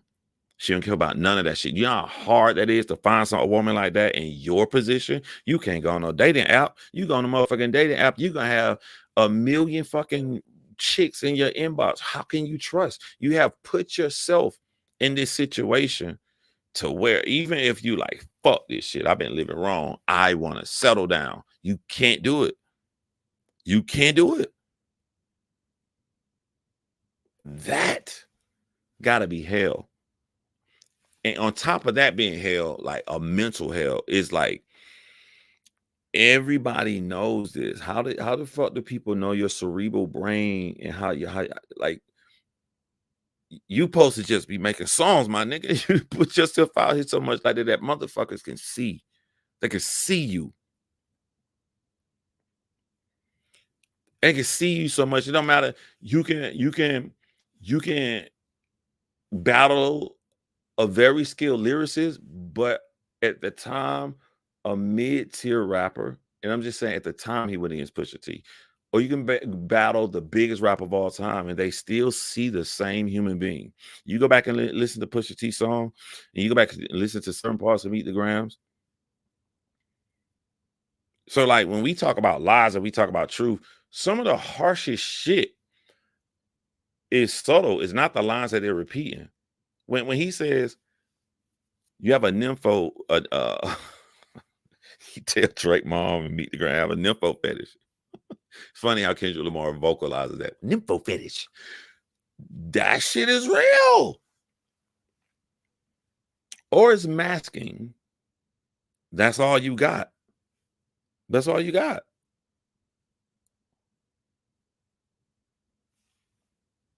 What was some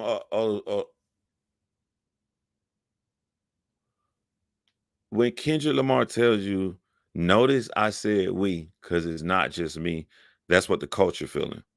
When you hear that line in Euphoria when it first came out, if I'm Drake, I'm thinking, so the way to go. I'm biracial. I'm Canadian. Trying to say I'm not taking that shit that hard.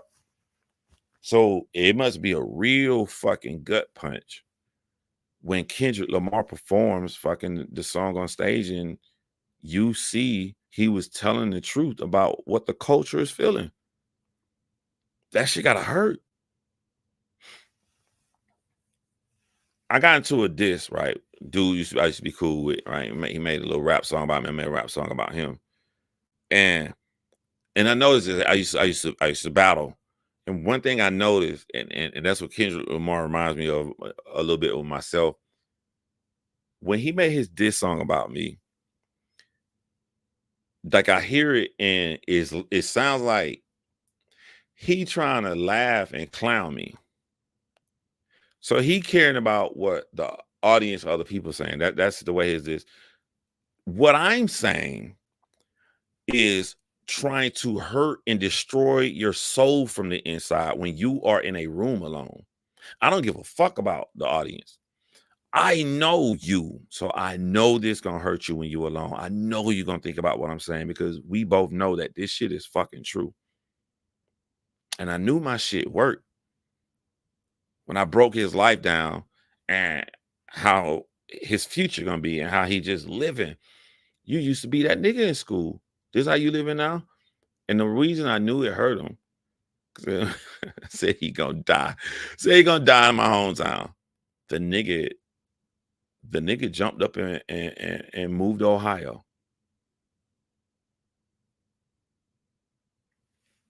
There's different ways you come at a nigga. If I'm just battling or rapping against somebody, right? Yeah, I'm gonna say the catchy shit. I'm gonna do the stuff that make people laugh at you or whatever. Because there ain't no real beef. We just dissing each other. But when I hate you, I want to hurt you.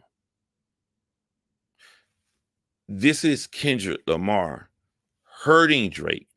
And like the dude I made move to Ohio, when Drake posts that Instagram story of that guy dying in that movie scene, I forget what I don't know. I forget what that's supposed to be, some subliminal message, which lets you know he disconnected from the culture, is that he's still posting these stupid ass memes and shit. He's still posting this stupid shit and it's like not working. He don't understand it because he's not connected to the culture, right? But while everybody was looking at the movie screen, right? I wasn't looking at the movie screen. I was looking at the room. I said, Kendrick Lamar just dropped this song called Not Like Us, and this is a smash hit. This is going to be a smash hit. Number one. Number two, today somebody got shot at Drake crib. I'm going back to the day it happened. Kendrick Lamar got a smash hit that came out yesterday, and somebody just got shot at Drake crib. And Drake Of all the money he got in the world, he is sitting in a fucking dark room alone watching the movie.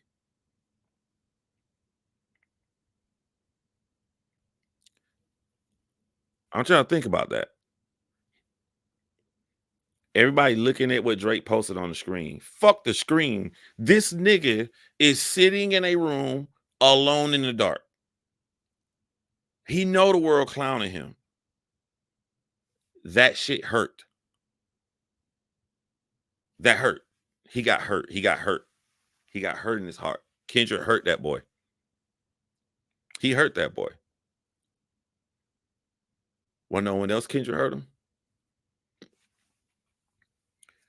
Drake posted that and let us know when was the pop-out concert. Pop-out concert Wednesday. So the day before the pop-out concert, Drake let us know because we're coming from Father's Day weekend. He got his son. His son's not in France with his mom. Drake got his son in Houston. If it's real love, if it's not about you being hurt, why are you posting a response about Kendrick after the concert? Why are you not with your son? He probably couldn't even play with his son. Like he physically playing with him. He physically throwing the ball back, but his heart beating fast, like that feeling you get before you get a whipping by your mama. His heart beating fast, and he's sitting there and he wondering what the fuck going on the internet. What is Kendrick Lamar doing? It's a difference between knowing someone is going to perform not like us and seeing the actual performance. If you're Drake, seeing the entire world say this shit to you. It's a difference. There's a difference between Drake sitting there just worried, like, all right, I know he's going to do a little stupid ass catchy song. Then you actually see this nigga. If you're not from our culture, you've been watching it, you taught yourself how to rap, you wanted to be a big rap star. That means that you grew up watching Dr. Dre. You imagine how it feels for Drake to grow up watching Dr. Dre, knowing Dr. Dre, one of the legends. Probably met Dr. Dre a couple times. And you see Dr. Dre say, "Psst, I see dead people," on a song that opens up for the entire world to chant that you're a pedophile. That hurt. That hurt. Kendrick is such a fucking demon asshole. He don't even get to rest. Because after this mud stomping of a concert, he's shooting the fucking music video. It's not even over. There's 5 more songs that haven't come out, but this one, it's not even over for this one song. Kendrick Lamar's music video to Not Like Us has 0 views. It has 0 views because it's not out yet. I'm just letting you know how long Drake got to go. The video has 0 views because it's not on YouTube. That video is going to have 100 million views. Drake still got 100 fucking million. I shouldn't be laughing.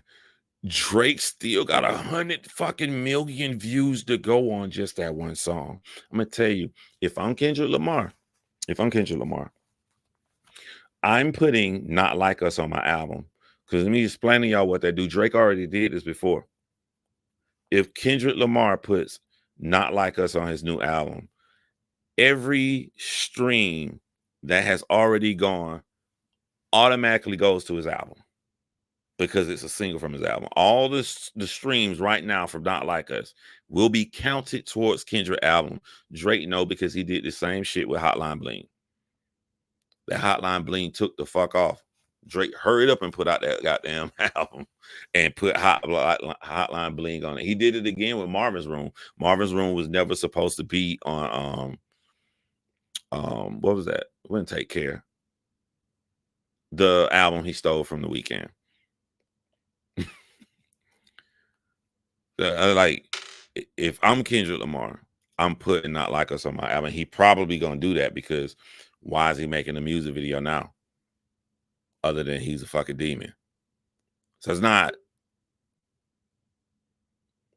even over. And Kendrick Lamar is timing this so perfectly, right? It takes a lot for a song to last.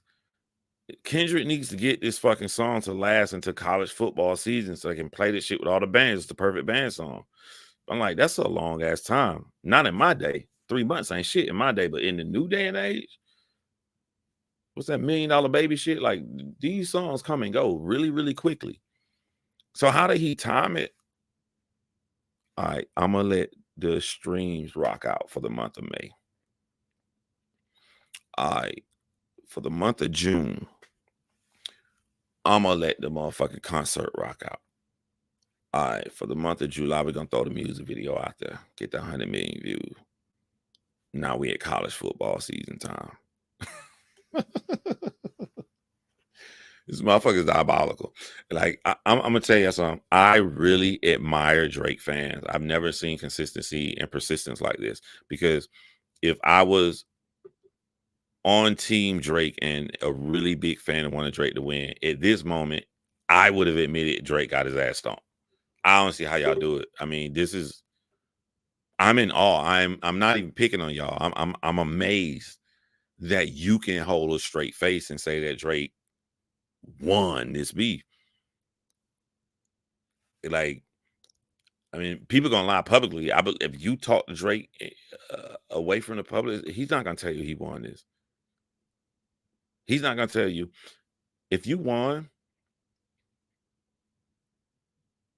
you're cool with everything. You rather be you than the other person.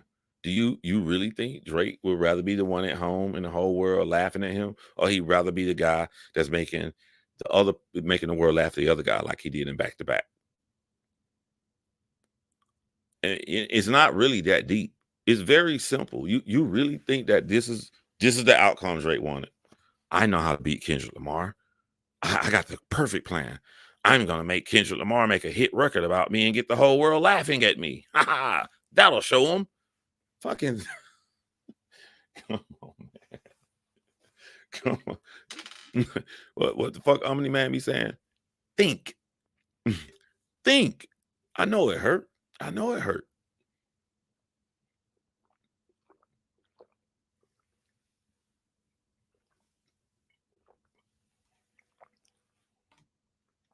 This I'll stay 180 pounds. Everything. Y'all see me chugging all this, 0 sugar, 0 carbs. I don't do no sugar, no carb. I promise when I got below 200 pounds again, I was gonna stay this way. I got this shit under control easily. I think he's at home with all his mirrors covered. Yeah. It'd be the little shit to show you somebody's real personality, right?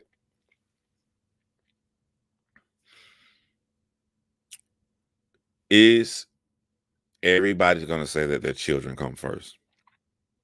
If your children really come first, if that's the most important thing to you, you wouldn't be knowing what's going on out here. You don't have custody of your son, and now he's with you, so you should be with your son. You shouldn't be worried about what's going on online. The most important thing in the world is with you right now in Houston. Have fun with your son. But what is he doing? New shit coming to my head right now while I'm live. Instead of you enjoying your son's soccer game, you use being at your son's soccer game as an opportunity to take another shot at Kendrick Lamar. This is something else that Drake don't know about the culture, right? Sneak disses only are supposed to lead to a battle. Once you guys have battled, you look dumb as fuck to make a sneak diss. It's like talking shit after boxing match. Well, bro, we just went. I just beat your ass for 12 rounds. You still want to talk shit? Oh yeah, we need you coming on Rory and Mal's pod. Remember when I said, because I did see Rory and Mal's pod. I couldn't even shake my head. Like, all right, y'all probably gonna need to cut this part out and make another little video on this because this shit is sad. I wish they could see what I'm about to say. Remember when I said that Drake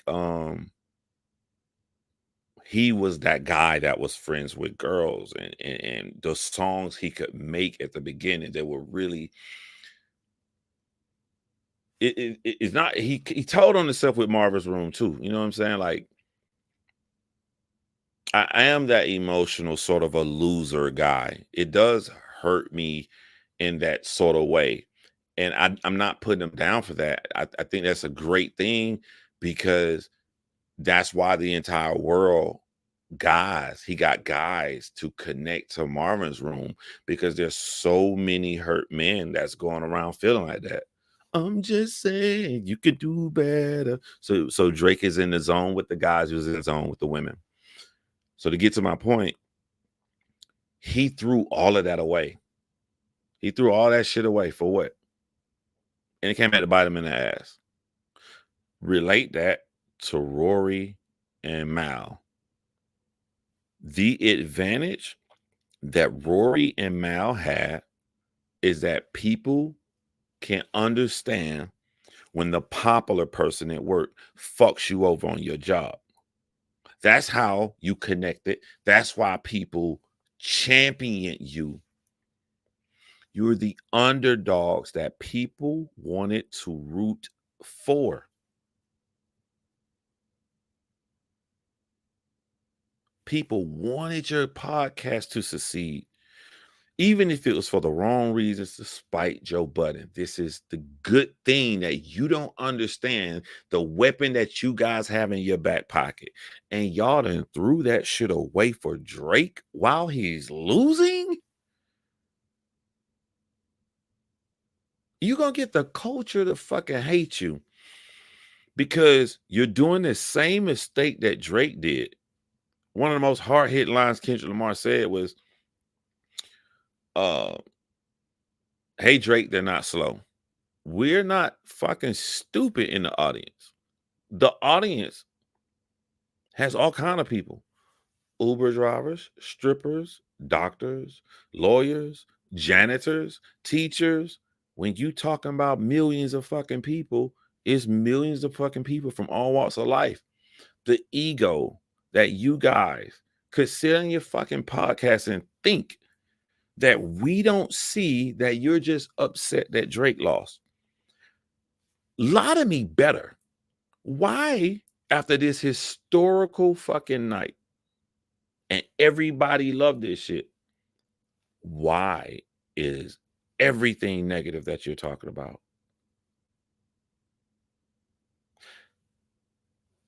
That's generic, right? I pride myself on being detailed.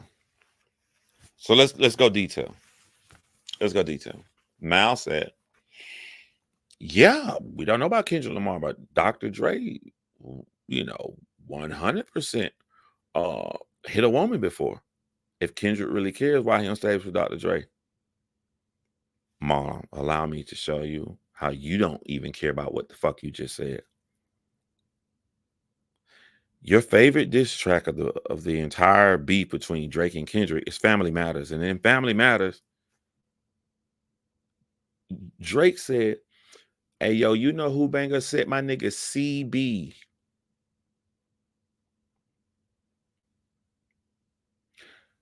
Hey, you know who banger said my nigga CB? Chris Brown. Drake is saying, hey, Kendrick Lamar, you're not gangster. My friend in the West Coast, Chris Brown, is gangster. Then Chris Brown plead guilty with fucking evidence that he beat the living shit out of Rihanna.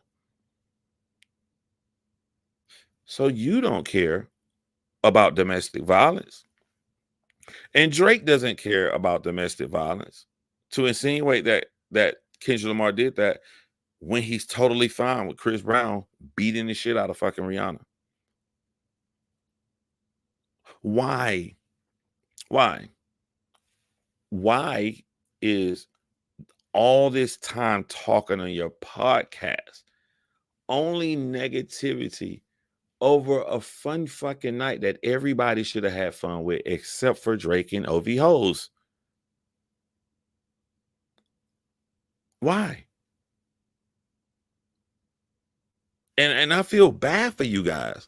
Let me tell you why I feel bad for you guys, because it went a long ass fucking drought where your numbers was just tanking. Because people, let you in a little secret, people was really secretly feeling like you guys were boring as fuck. But they kept watching to support you in spite of Joe Budden.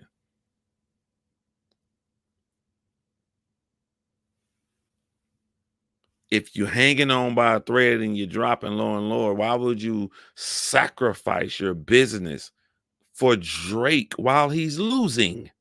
I don't fucking understand it. I don't fucking understand it. And what was worse about this podcast of all the other ones, at least on the other ones, you can make an argument and you can save yourself by saying, hey man, none of that shit was real. This is what we doing. We just trying to stir up drama because it's Mal, and then me, Rory, I'm gonna go against Mal. Mal. I'm from Macon, Georgia. Forgive me. It's Mal. Right? So I can go against him. But on this podcast, both of you niggas was just talking negative about the entire show. I was sitting in shock. I'm like, Rory? I thought, like, Rory, if you can't bring Mal back over, at least just debate him. But like, he done suck you in. He done suck you in. What else bullshit they said on that fucking show besides the Dr. Dre shit? And then what I hate when a motherfucker do this, I can't stand when someone, typically, don't get mad at me for saying this, to be honest, typically it's women that do this. But like, you know it's negative. It's or negativity, and the big points you talk about and the longest time spent is negative. But then you say one little tiny thing, so you like you make it look like you're not hating, like we fucking stupid. You say all this negative shit, be like, yeah, but show was dope. And then you go right back to negativity.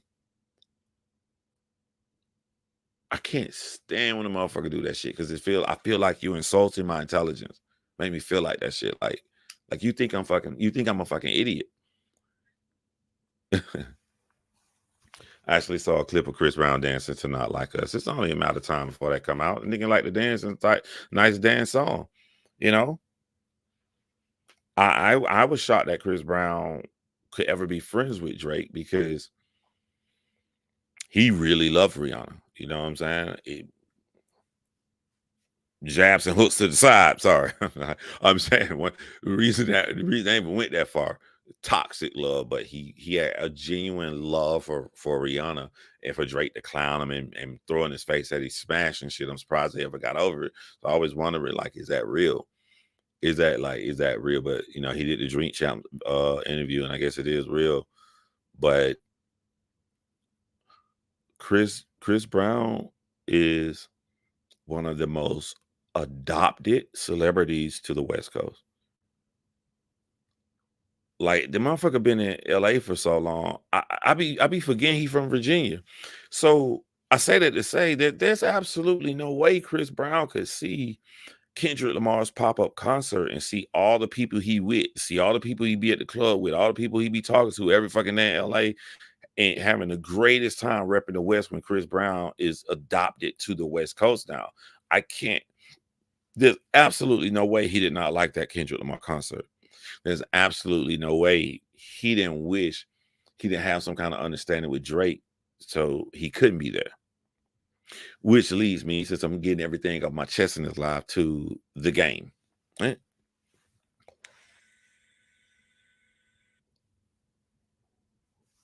It's not really that deep, to be honest with y'all. When we talk about the game, I don't know if y'all saw the game apology, fucking crime video and shit online or whatever. Like, it is really simple. The game. Kendrick Lamar's not around. He ain't made an album in fucking 4 years. So I think the game liked Kendrick Lamar. I think there was a tiny bit jealousy when he was given the crown to be the new guy to take over it. But then Kendrick Lamar left. So I don't think the game had that much jealousy. He just left. I think Kendrick Lamar ain't making no more fucking albums and shit. So if this is true, I'm gonna fuck with Drake. Drake is extremely popular. Drake co-sign.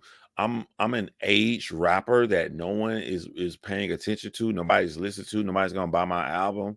But if I get the top dude in the game on my side and I be cool with Drake, you know what I'm saying? If I can look like a cool ass dad, like he said, his words not mine. You know, get my kid concert tickets if I ask for them. If I can be that cool ass, all little girls like Drake.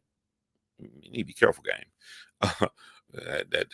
that could be a bad thing. But all little girls like Drake. So if Drake can help me out, he real popular, he can jump on my shit. It's safe that Drake is probably gonna win this beef. So let me not rep the West hard. Let me use my neutral card because I want to keep my connects with Drake, because after Drake beats Kendrick in the beef, Drake's gonna be really top dog. So this is more of just a safe bet. It's not that deep. The game tried to make a safe bet. A safe bet doesn't always win. And in this situation, he didn't win the safe bet. He went with the guy that got his ass stomped. And the blowback and the ramifications of getting with the guy who got his ass stomped is that he got stomped by somebody from your coast. So now in the aftermath of you thinking that Drake was going to win and he got his ass stomped, you're left there in the middle. And if it wasn't for the safe bet of that business decision, you would have rolled with Kendrick Lamar. You would have rolled with the West Coast. And now it's hard for you to look in the mirror. It's hard for you to admit to yourself that you went against your own coast. That's the hard pill to swallow. I felt bad for the game when he wasn't allowed to perform at halftime for the Super Bowl, because the game wasn't a regular artist. I look at Young Buck as a regular artist. I look at anybody in G Unit besides 50 Cent. All of them, I forget that name. Tony Yayo. What's a dude name with the moon chin?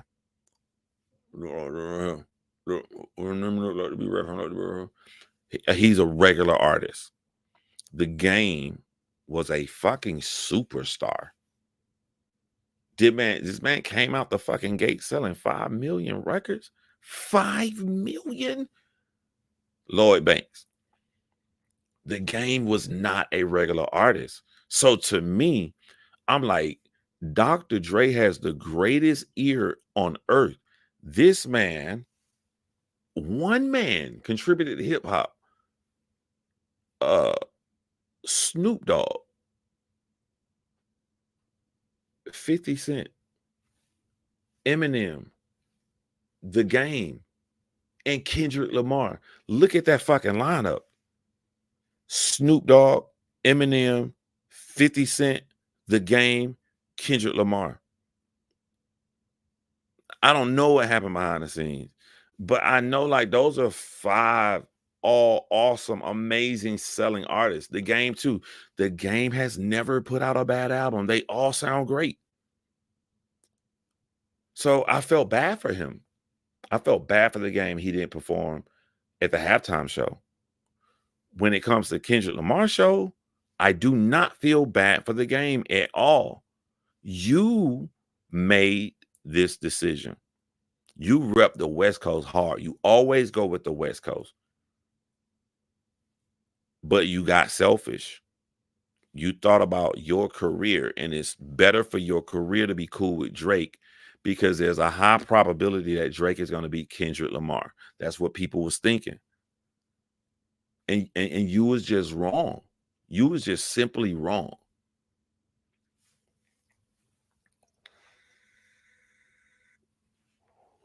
So you got to eat that. You got to eat that. You came out against Rick Ross. How does that look?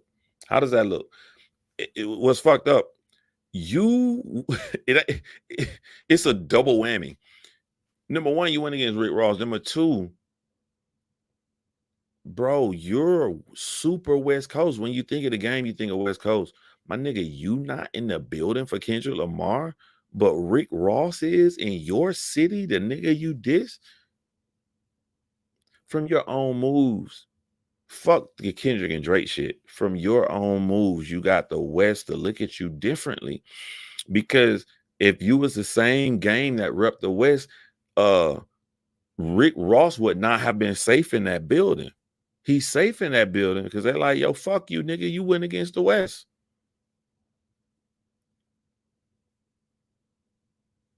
You went against the West. Yeah, Drake didn't need the game's like, if everybody turn on Drake and I come out to fucking fight with Drake, he'll give me another fucking verse in the future. Fam. Yeah, Ross was there. He filmed inside the place. Ross was there. You can go type in Rick Ross, Kendrick Lamar pop up. You're gonna see him right there in the crowd. Ross was there. The Weeknd was there. Game. How can the Weeknd be in the audience and not you? How? The game. How can the Little Mermaid, Chloe Bailey, rap Kendrick Lamar's lyrics in the building and you're not there? Chloe Bailey more gangster than you, Game? Chloe Bailey. You did this to yourself. Yeah, The Weeknd was there. Type in The Weeknd, Kendrick Lamar pop-up. You'll see him right there in the audience, jean jacket on, smiling, laughing. A lot of celebrities was in that audience.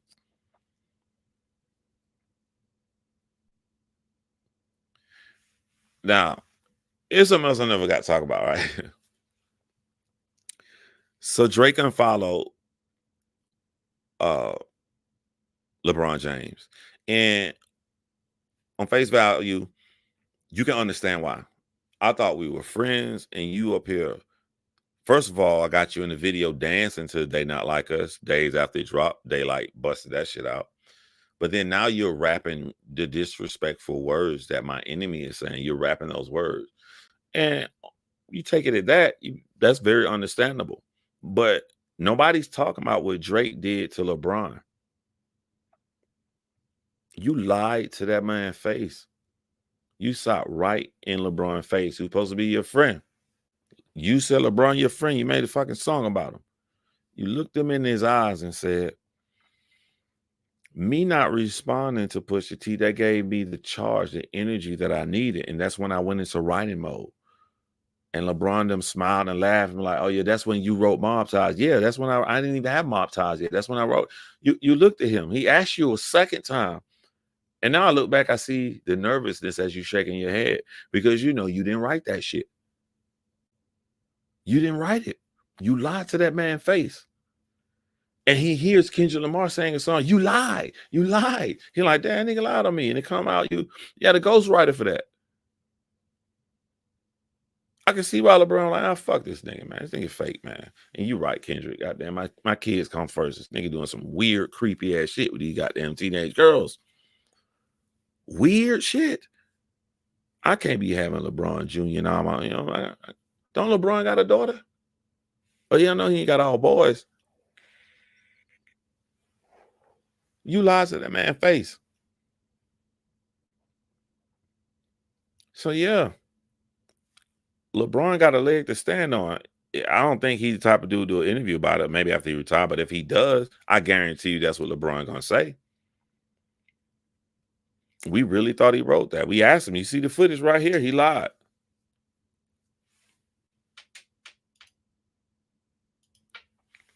And it is better to keep my children don't need to be around stuff like that I'm learning from Kendrick Lamar because it wasn't what Kendrick Lamar said. It was after Kendrick Lamar made Meet the Grams and Not Like Us, what the internet went and started looking up.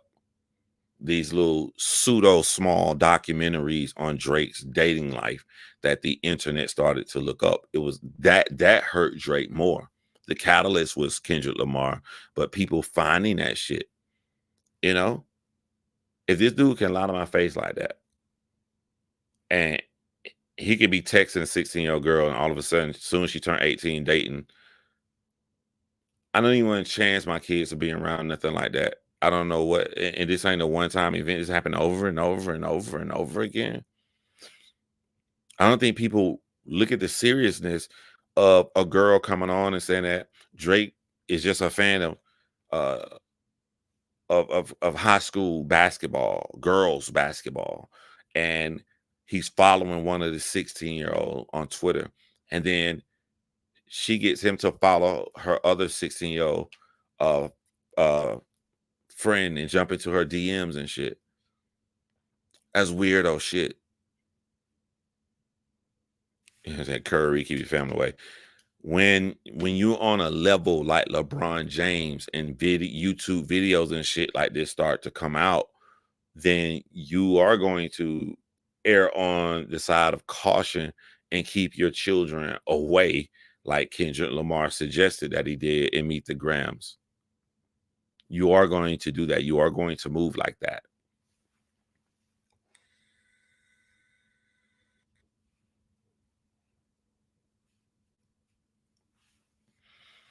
So when you Drake fans start talking about lies and what has aged well, how can you? The nigga floated on the beat. I love that second beat. Matter of fact, if you watch my lives when it first happened, I like the third beat the most. But now I like the second beat of Family Matters the most. Like, this nigga is riding on The Weeknd and all of them. It's just back to back to back. And to have the arrogance say, who's next on the list? Drake was murking them dudes. But when you go back and listen to the first beat and the third beat, when he's talking about Kendrick Lamar, yo, we 1 month in and it hasn't stood the test of time. No one thinks that Kendrick Lamar is separated from his wife. Kendrick Lamar bought a fucking $20 million mansion in LA. His wife at the concert, his wife singing every word to the diss tracks. She happy as fuck. No, that didn't age well. The Dave Free shit didn't age well. That's still Kendrick Lamar's best friend. They're still business partner. He could produce the entire show. How can people say, like, what if Drake did this concert in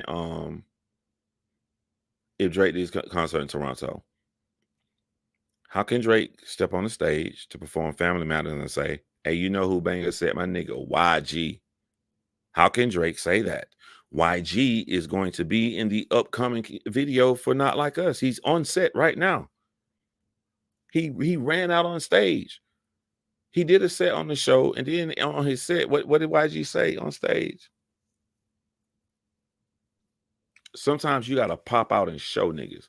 So YG dish you in a track saying don't mention his fucking name in your beefs. He came on to perform at Kendrick Lamar's show. He said Kendrick Lamar diss lines. He came on stage to dance to Not Like Us, a song calling you a pedophile, and now he's going to be in a Like Us video. How can Drake perform that song?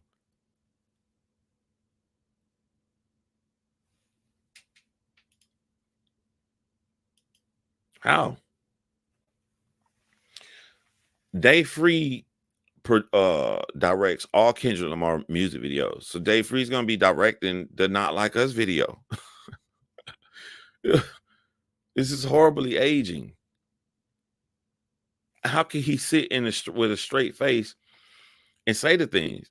He is accusing people of being the rat that told Kendrick Lamar information.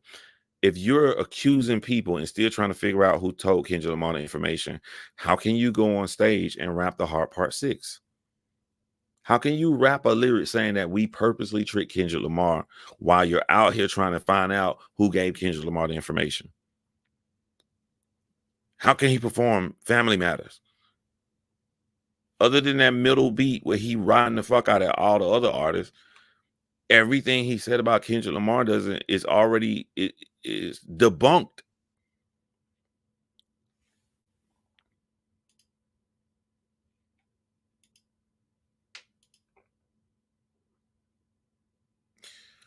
If his hardest hitting song in the beef is already debunked, how the fuck can y'all say Drake won? It's at the point now. I'm not even exaggerating. A Drake fan telling me that Drake won is like me sitting next to Terrence Howard and he telling me 1 × 1 is 2. I'm not finna fucking argue with Terrence Howard at one time, one is two. I'm gonna look at Terrence Howard and be like, all right, you got it. Good job, buddy. That's why I'm like, this shit is so lopsided. Like, Drake won. Drake really tore his ass up. That's what's up, bro. You're not even worth me to argue about it anymore. This shit is embarrassing. All because they put money in the streets and came back with no receipts. Kendrick Lamar performed Money Trees. Kendrick Lamar threw a fucking concert and gave financial advice through in between sets. You know, and this is a week after going back to Compton Community College. Drake had the shit on in the shirt. He went back and spoke at the shit. It's over. I mean, it's not over. Kendrick still got to release a video and stomp his ass out more. But I'm saying, like, anybody saying Drake won, shit's over. And one thing I will argue too, like, I think people need to stop saying that Not Like Us is only a catchy dance song. If you read Not Like Us, it was a really fucking brutal disc. He is saying some shit in that. And I can show y'all how. You don't say that shit about Back to Back. You be like, yo, he destroyed Meek Mill. You're not just saying because it played in the club. You're saying what Drake said. Now, compare what Drake said to Meek Mill in Back to Back. And then compare that to the lyrics to Not Like Us. What did Drake put Meek Mill down from? He put him down for being on concert and opening for his girlfriend. Am I missing something? Kendrick Lamar taught a lesson on Atlanta's history and then methodically showed how Drake is trying to do the same thing in 2024 and then followed that up with proof. The motherfucker laid a claim and then followed the claim with proof right behind it with every single top fucking artist that Drake used. How that alone is more potent than anything that Drake said in Back to Back. If you disagree with me, show me a line in Back to Back that's more potent than that. Y'all don't like to hear this shit because Kendrick got other more lyrical songs destroying Drake, like Euphoria. So it hurts your feelings when I tell you that the dance song he did is actually more potent than anything that Drake put out. Just the dance song alone.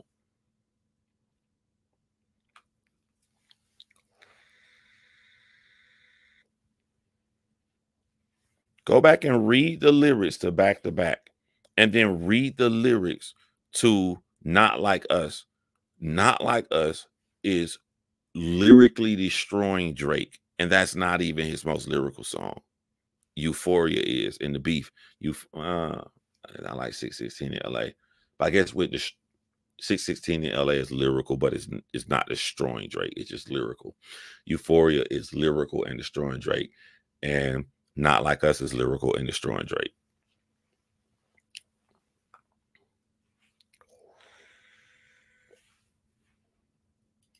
Yeah, I ain't gonna lie. I hope I didn't jinx Kendrick because I was like, bro, if you think about Kendrick mindset, he don't really be giving a fuck about this shit. So if Kendrick Lamar don't give a fuck about this shit, I can't imagine him sitting there rapping these diss tracks. If Kendrick Lamar not sitting home rapping these diss tracks, he probably gonna fuck up if he perform them. There's no way he can learn all this shit that fast. And he did it. And I'm saying it's a good way. He did it. He fucked up Euphoria. He skipped like 8 bars on that motherfucker and repeated it. But the good thing about it is, I don't think he planned to say that Tupac line. I think people forgot about Kendrick's history with freestyling and that he can't actually freestyle. He went on the radio stations and he freestyled instead of saying written shit. So I think he freestyled that Pac shit to catch that beat on time and catch his placement back in the song. That's the only part of that. It makes me worried when I watch the show back. I'm like, oh my God, here it come the part. He about to fuck up. He fucked up and got it back. One line that Kendrick Lamar didn't know and not like us. He never said change. He performed that song. He performed that song 3 times. The third verse, he performed the song 5 times, but the first 2 times he never got to the third verse. So the 3 times Kendrick performed that song, he never said, once upon a time, all of us was in chains. The first time he said frames. Once upon a time, all of us was in frames. And second time, he said, once upon a time, all of us was in slaves. He fucked it up. I'm like, he couldn't. And then what's the line before? The truth doesn't matter. No, that's colonized right before that. He fucked that up one time. It's a line right before that. He never said on all the time. I'm sorry I'm this detailed. I be knows shit like that, but the nigga turned it out. I love the shit anyway. Going down in history. Don't nobody give a fuck. So I ain't clowning Kendrick on that. I'm just I write. So I know that I notice exactly what he kept fucking up at. Because I'm trying to think of that line because when he performed it the 4th and 5th time, he just gave up and said, ah.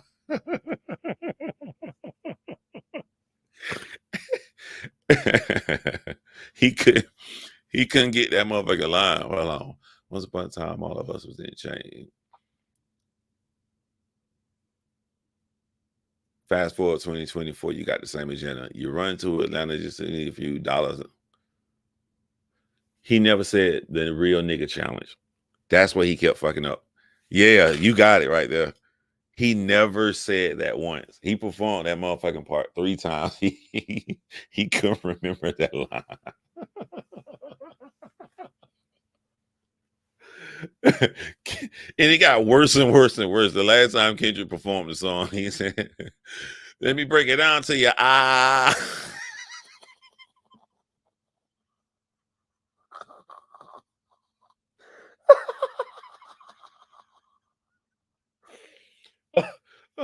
I'm not clowning him. I would be, if I was around Kendrick, I say this, I think we both would be laughing really hard. Like, nigga, I don't know what it is about the nigga challenge line. You could not remember that shit.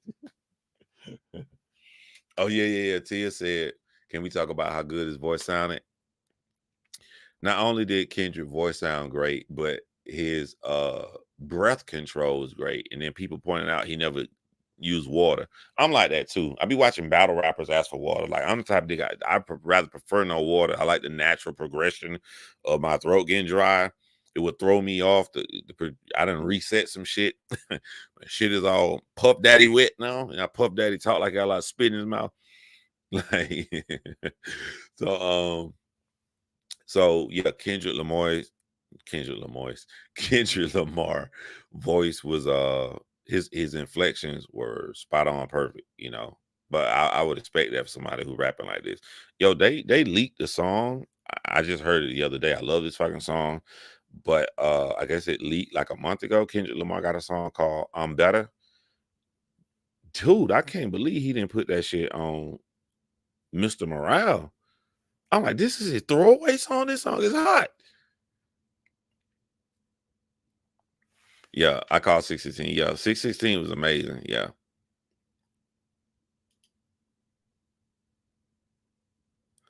I had it playing in the background. I forgot he was actually live. Yeah, he was killing it. You know what I'm saying?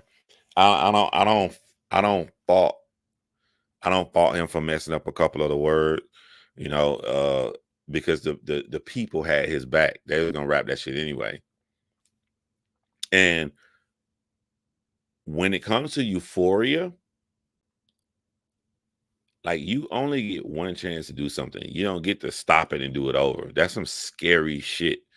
For him to freestyle the Tupac line and then catch right back where he fucked up and finish that song. Because if Kendrick Lamar would not have caught that would have been embarrassing. You come out here and then now you don't know who you are, and it's just a bunch of a long ass instrumental playing, and you stand on stage. That could have been horrible. That could have been really bad. So I'm glad I wouldn't have been able to catch it. I'm gonna tell you right now, I would not have. I'd have been like, fuck, I fucked up. I'm sorry, y'all. Stop the live and restart. Let's run this bitch back. That been the first song I read. Yeah, he the fact that Kendrick Lamar saved that shit, that was fucking amazing. That was amazing. But Kendrick should have just listened to the audience. It didn't matter what he fucked up at. They were gonna all he had to do was look at somebody's face. They knew every word. Hold on, where was I? I got it. They knew every fucking word, man. I don't think he said the settlers not one time. He said white folk. Yeah, he said white folk. He said another line too in there.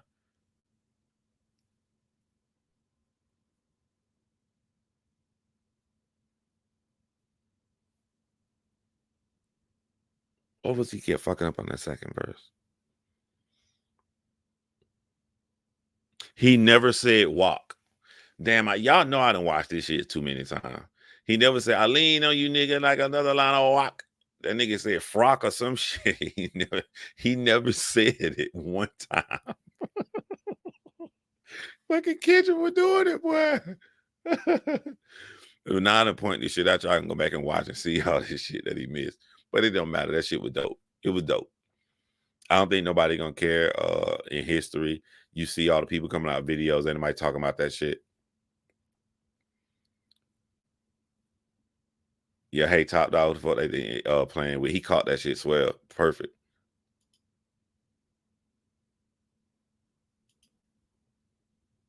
My boy said, what does calling a mixed dude a pedo?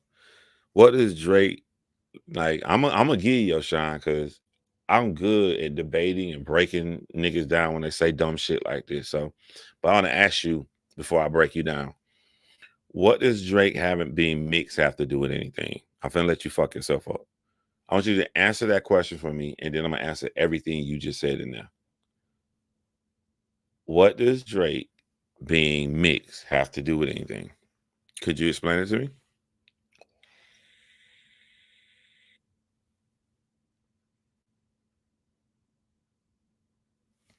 I think some things he couldn't say because of Amazon, like real nigga challenge. I don't know, Tia. He could, because he said nigga some other time. The whole crowd said we don't want to hear you say nigga no more.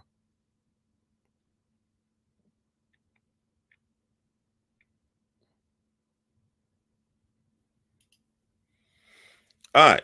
So I don't care that you're mixed. I'm asking you. You wanted me to respond. You want to put that up there if you want me to respond. I want to respond to what you're saying. I can't respond to what you're saying unless you tell me what does Drake being mixed have to do with anything other than you mixed too. So you're mixed, Drake mixed. Cool. What does that have to do with anything? Can you explain it to me? Or do y'all just be running people's pages, throwing shit up, and you talk to people who don't know how to debate back?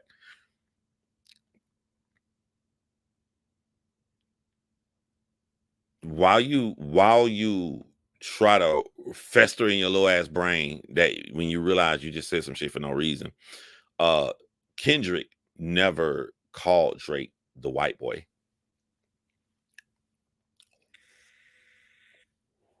So what you're not gonna do, I don't let people do, you're not gonna run.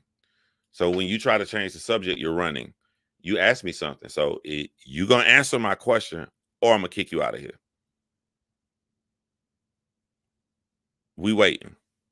And then what Drake said, we waiting on you. Answer my question if you want to stay. Because if you keep switching the topic when you say some fucked up shit, then I'm going to take that as you trying to troll.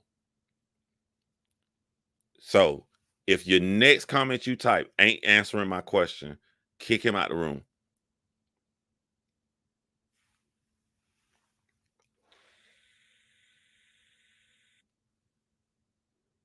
Wait. Don't kick him out. I think he's stupid and he did answer. So don't kick him out. That's his stupid answer. So I'm gonna go back and put your comment up here. All right. So Kendrick Lamar did not have a single problem with Drake being biracial or mixed at all. It is in your interpretation of this where you have fucked your own self up and got mad at something no reason. If I were to suggest why you got mad, it's probably because you're mixed and you took offense to that. There's evidence of this. Kendrick Lamar called Drake's son black. He called him a black man. Drake is half black. Drake's son is like 25% black. With him being 25% black, Kendrick Lamar still called him black. What you took as Kendrick Lamar poking at Drake, the individual who does not understand this culture, you turned that into he's picking on him because he's biracial. He's not picking of him because he's biracial. You have biracial kids that are of the culture, that grew up in the culture from how they grew up. When you live in a great neighborhood in Canada and you went to a Jewish school and you hung around nothing but white people, and you can see it in the way Drake move and his actions, even with Drake saying, "You're dead, you're dead, you're dead." That shit was lame. Yeah, he said the son was a king too. So just to clarify, on your first sentence alone, Kendrick Lamar never once put down Drake for being biracial. He's not talking about a group of people. He's talking about Drake as an individual, as a man. I'll show him my damn voice came on my damn phone. He's talking about him as a man, as an individual. And I agree. He didn't say the shit about J. Cole. J. Cole's biracial. He got a white mom, black dad. So hold on, I want to go back up to the rest of the bullshit you said. So yeah, that first part is in you. Now you said, what is him being a pedo crip have to do with Juneteenth? For some reason, and I'm not talking about Africans, I'm not talking about fucking Jamaicans, I'm not talking about black people in Europe, I'm talking specifically about black Americans. For some reason, whatever black Americans come up, when they get popular, people like to take our shit from us. They love to take our shit from us, or they like to mock us when another race do our shit. Right? One thing I say on my channel, like, I don't know why black Americans don't champion watermelon. They pick on us and say, you motherfuckers eat watermelon. But like, coming back to Juneteenth, one of the first crops we were very successful at cultivating and making our own money from was watermelon. So we got so good at watermelon and selling watermelon that we were better at it than white people. This is our first time being free, our first time trying to earn a living for ourselves, and we did something great. So they took that from us and they mocked us from it. They tried to make us be ashamed of it as a tactic to stop our business and our growth. And it's because of that. Shit, if I was a famous goddamn rapper, my chain would have a big ass watermelon on my shit. That is not nothing that we should be ashamed of. That's something that we should be proud of. I say that to say, when you talk about Juneteenth and you talk about free, one of the best songs you can play is Not Like Us. This is a song attacking someone not of our culture, not of black people on earth, not of fucking Europe's, not of fucking black Africans. We talking about black Americans. That's the most perfect song. And the song has a lesson inside of it, the third verse, to say how people tried to come in and use us for our slave labor to build up these towns in Atlanta, Georgia. That's number one. Number two, as I said this entire stream, he also wanted to fuck Drake up. This is two birds with one stone. I don't like you, nigga. I'm gonna embarrass you. I'm gonna embarrass you who came in and tried to imitate our heritage, as he said in Euphoria. I'm gonna embarrass you on the day of our black American culture, Juneteenth. I really hope that explains that to you, my biracial friend. Now you can watermelons from Mexico. I know, right? That's what I'm saying. Like, black Americans, we got to start letting people make us be ashamed of our shit. Motherfuckers, a pick on an Asian person saying you eat rice. Do they stop eating rice? Fuck no. They look at you like you crazy and keep eating rice. It's fuck you. We got to do the same thing. The motherfucking Mexican came in like, y'all don't want to do the watermelon? We'll do it, motherfucker. We'll make the money and make money from the shit.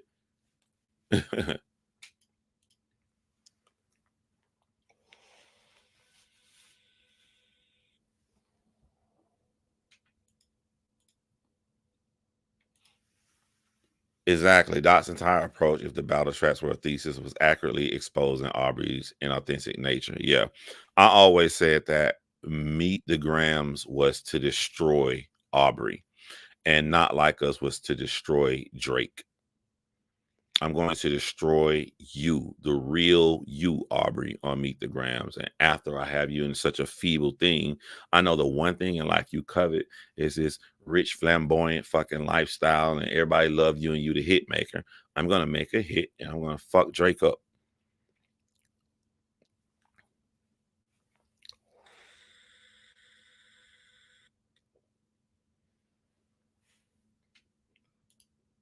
Hey, Ryan, I'm trying to help you right now. I absolutely love to debate. I love when people have a different opinion than me. You don't get to say I don't know shit unless you come with a sentence behind it. If you can come to show me why I don't know shit, then you can stay. You can stay. But you're not going to. I can't do nothing with you saying I don't know shit. That's just a general statement. If you can't come in my chat and fill it up with generic statements, you can't have a discussion off that. This is me helping you because you've never been to my channel, and you may do this on other channels, but you won't get to do that here. I'm going to block you. Show the rest of this is what you said afterwards. So I need you right now to type something to show me how I don't know shit, or you're gonna get the fuck out. I will sit and have a conversation with you all day, but I will not let you troll, my boy.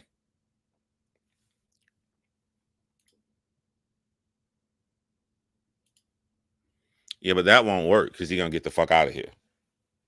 So anybody can come in my chat and call me a name or whatever, that's cool. I'll let that shit rock as long as you can explain why. You got to give me something I can respond to. I can't respond to anybody can say, I don't know shit. I don't know shit. Renee don't know shit. Always Mia don't know shit. You don't know shit. Kenji don't know. We can do that shit all day. That shit is boring. I need you to show me why I don't know shit so I can have something to respond to or get the fuck out.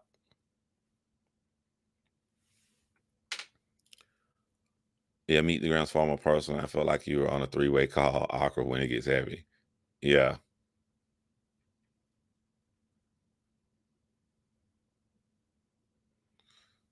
So he told me to scroll up, and when I scroll up, he said mixed babies got tossed over bridges were not wanted during slavery. Okay. What does that have to do with anything? What is that?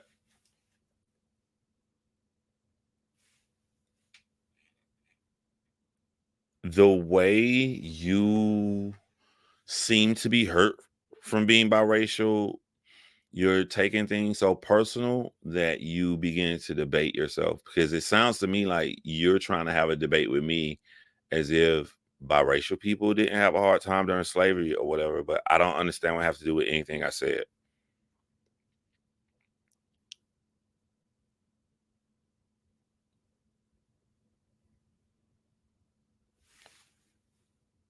Thank you, Mia. I'm trying to understand that. I also think you're going to be shocked to realize that I have biracial children. Like, I don't understand this shit. Not all my children, but I do have biracial children.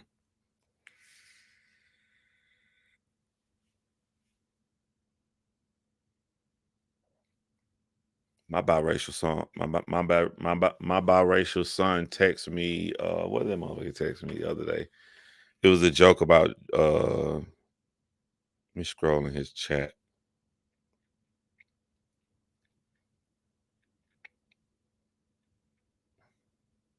Okay, so this is crazy because Drake was making fun of Kendrick's height and the height relation between him and his girlfriend. So somebody actually went to the trouble to make a diagram illustrating the difference. And they did the same exact thing to illustrate the difference in height between Drake and his girlfriend. Damn, man. It was a picture of Drake next to a little 6-year-old girl.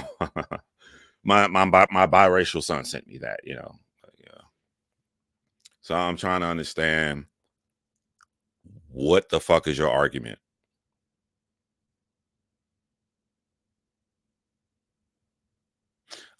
I would say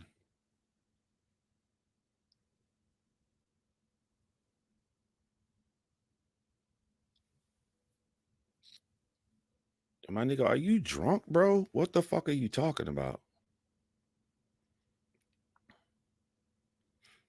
What does mixed babies being thrown over a bridge has to do with anything that came out of my mouth, bro?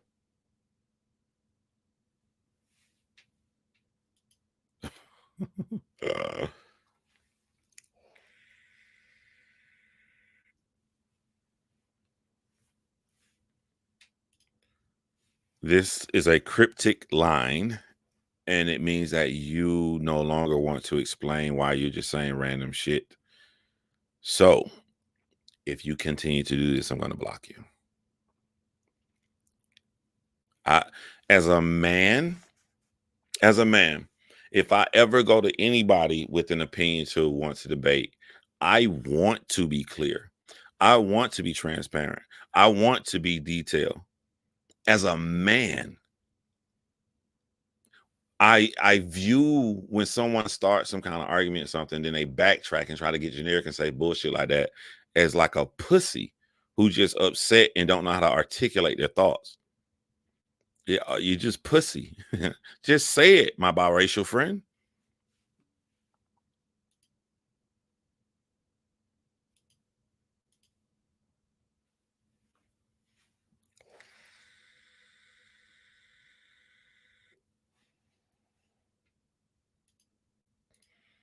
Yeah, he said it to the kids. He said it to Sandra, and he put the blame on Drake's father. He put the blame on a black guy. So that just kills your argument.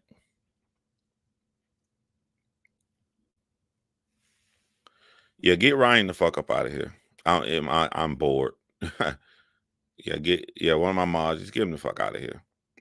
I would get you out of here, but I've learned that when I say statements like telling my mods to get somebody the fuck out, it looks so more egotistical that it pisses people off more. And like Kendrick, I enjoy getting under people's skin. Get him out.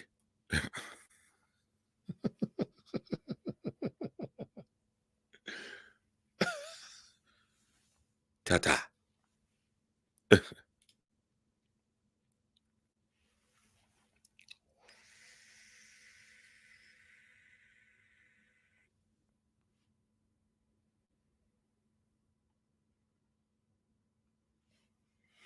Once Kendrick Lamar starts saying, take that mask off, I want to see what's under those achievements. From that line on to the end of the song, in my head, that stanza affects Drake more than anything. That all the way to the end of the song, that's what put Drake in that dark ass room by himself watching an old ass Netflix movie. That line right there.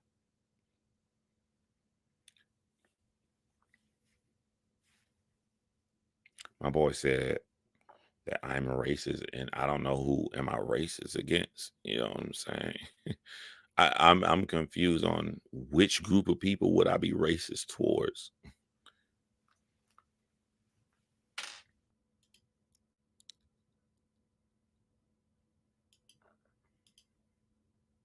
King Kunta. I wish that Kendrick would have performed one song from Mr. Morale and the Big Steppers. That is an incredible album. Even if he just would did the first verse to I Love When They Count Me Out. I wish he would just did one from that because all his shit is fire. And then I don't understand why people are saying like that album was a disappointment. That album actually sold more that first week, sold more than Good Kid, Mad City.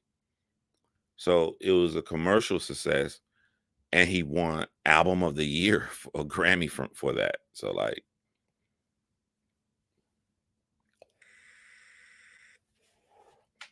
Now this is my only disappointment. This is my only disappointment was that I can't understand why when Kendrick Lamar had a meeting about his set, he did not do Family Ties with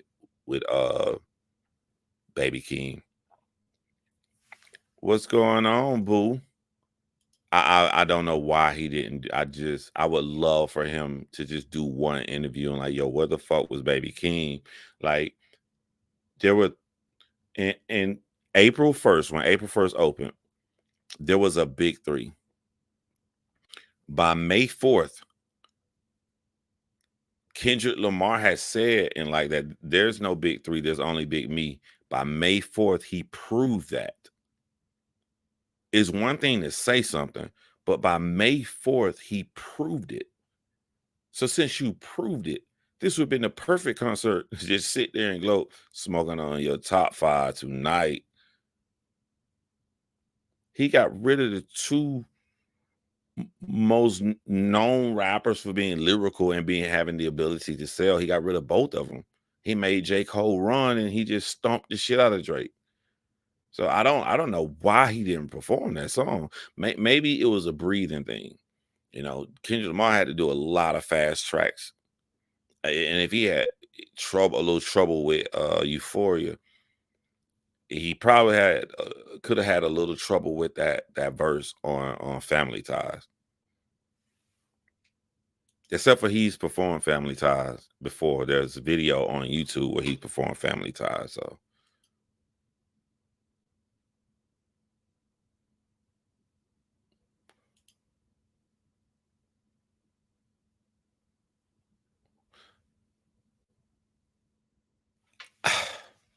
it's kind of a tricky one. Okay. It's kind of hard for us in America, the rest of the country, to fathom the large percentage of Hispanics that are in LA. Nowhere else in the world would we be used to that. Like, you can't even fathom it. Like, you can be in a city that has, like, you see all these black people all around, but when you look at the numbers, it'd be like 30% black people. You see, it's just swarming with black Americans, and it's only like 30% in that city. You'd be like, damn, it don't feel like it. So, how many Mexicans would be in a city if they are the majority, right? You see films in LA, and when you see these movies, it'd be like black people in the movie, or you see a bunch of white people in LA. But while you see that, the majority of them are actually Hispanic in LA. So from that, I can understand if you hear a man say, I'm bigging up LA, why you would want Mexican American to be included. However, you can't get caught on those words that this is for LA when it was Juneteenth. It was for the Black American hip hop culture in LA. And when you look at it through those lenses, then no, they're not going to go out their way to make sure that they include a Mexican American in LA when it was for Juneteenth. It would be the equivalent of a Black American asking, why aren't y'all putting black people in Cinco de Mayo? Cinco de Mayo has nothing to do with Black Americans. Cinco de Mayo is, I think, when Mexico got their freedom from the French. Not that the Independence Day is September 16th, I think, but like this is when they beat the French in Mexico, if I'm not mistaken, for Cinco de Mayo. That has nothing to do with Black Americans. So, you know, we may go out on Cinco de Mayo and drink some margaritas or some shit, but we chilling. We not asking to be included. We not asking to be included. So that's what I would say to a Mexican American who feels like Kendrick Lamar should have included them. He should not have included a Mexican American unless it was like if what's the name of that group? Is it House of Pain? No. What's the name of the group? The Mexican group.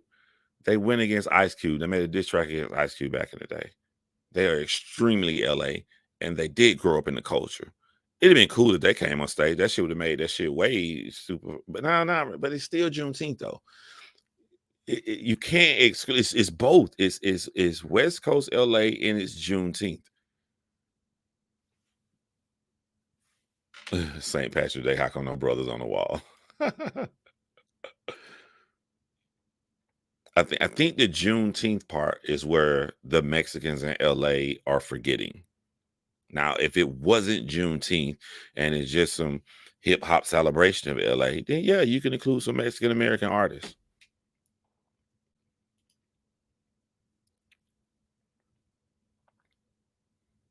Yeah, Cypress Hill. Yeah. If Cypress Hill would have came on stage, nobody would have had a problem. Cypress Hill is more accepted in the culture than Drake, you know. But Cypress Hill grew up like that for real. That's what he don't understand. Like they grew up like that they really grew up in the hood. They really grew up in the culture.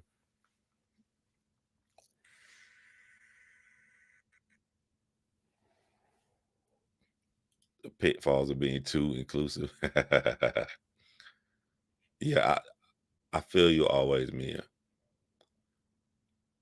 All right, look, guys, I'm gonna head up out of here. I had an excellent weekend, and I finally got my shit set up. So if you want to follow me, you probably should follow John Crimes, as I'm almost finished completing 5 videos. I want to make sure I got 5 of them motherfuckers out so I can put them on a schedule to come out, and that way I don't have to worry about my true crime channel. I got my shit is already done. So I finished 4 videos. I got 1 more to finish and schedule all 5. So you'll see a lot of content that's about to come on my true crime channel called John Crimes. And then I'll be back on here. I'm gonna stop holding a whole bunch of different topics and try my best to come inside this room to go and talk one topic at a time and do that for you guys. But until then, hold it down. It's your boy John Hinge, baby.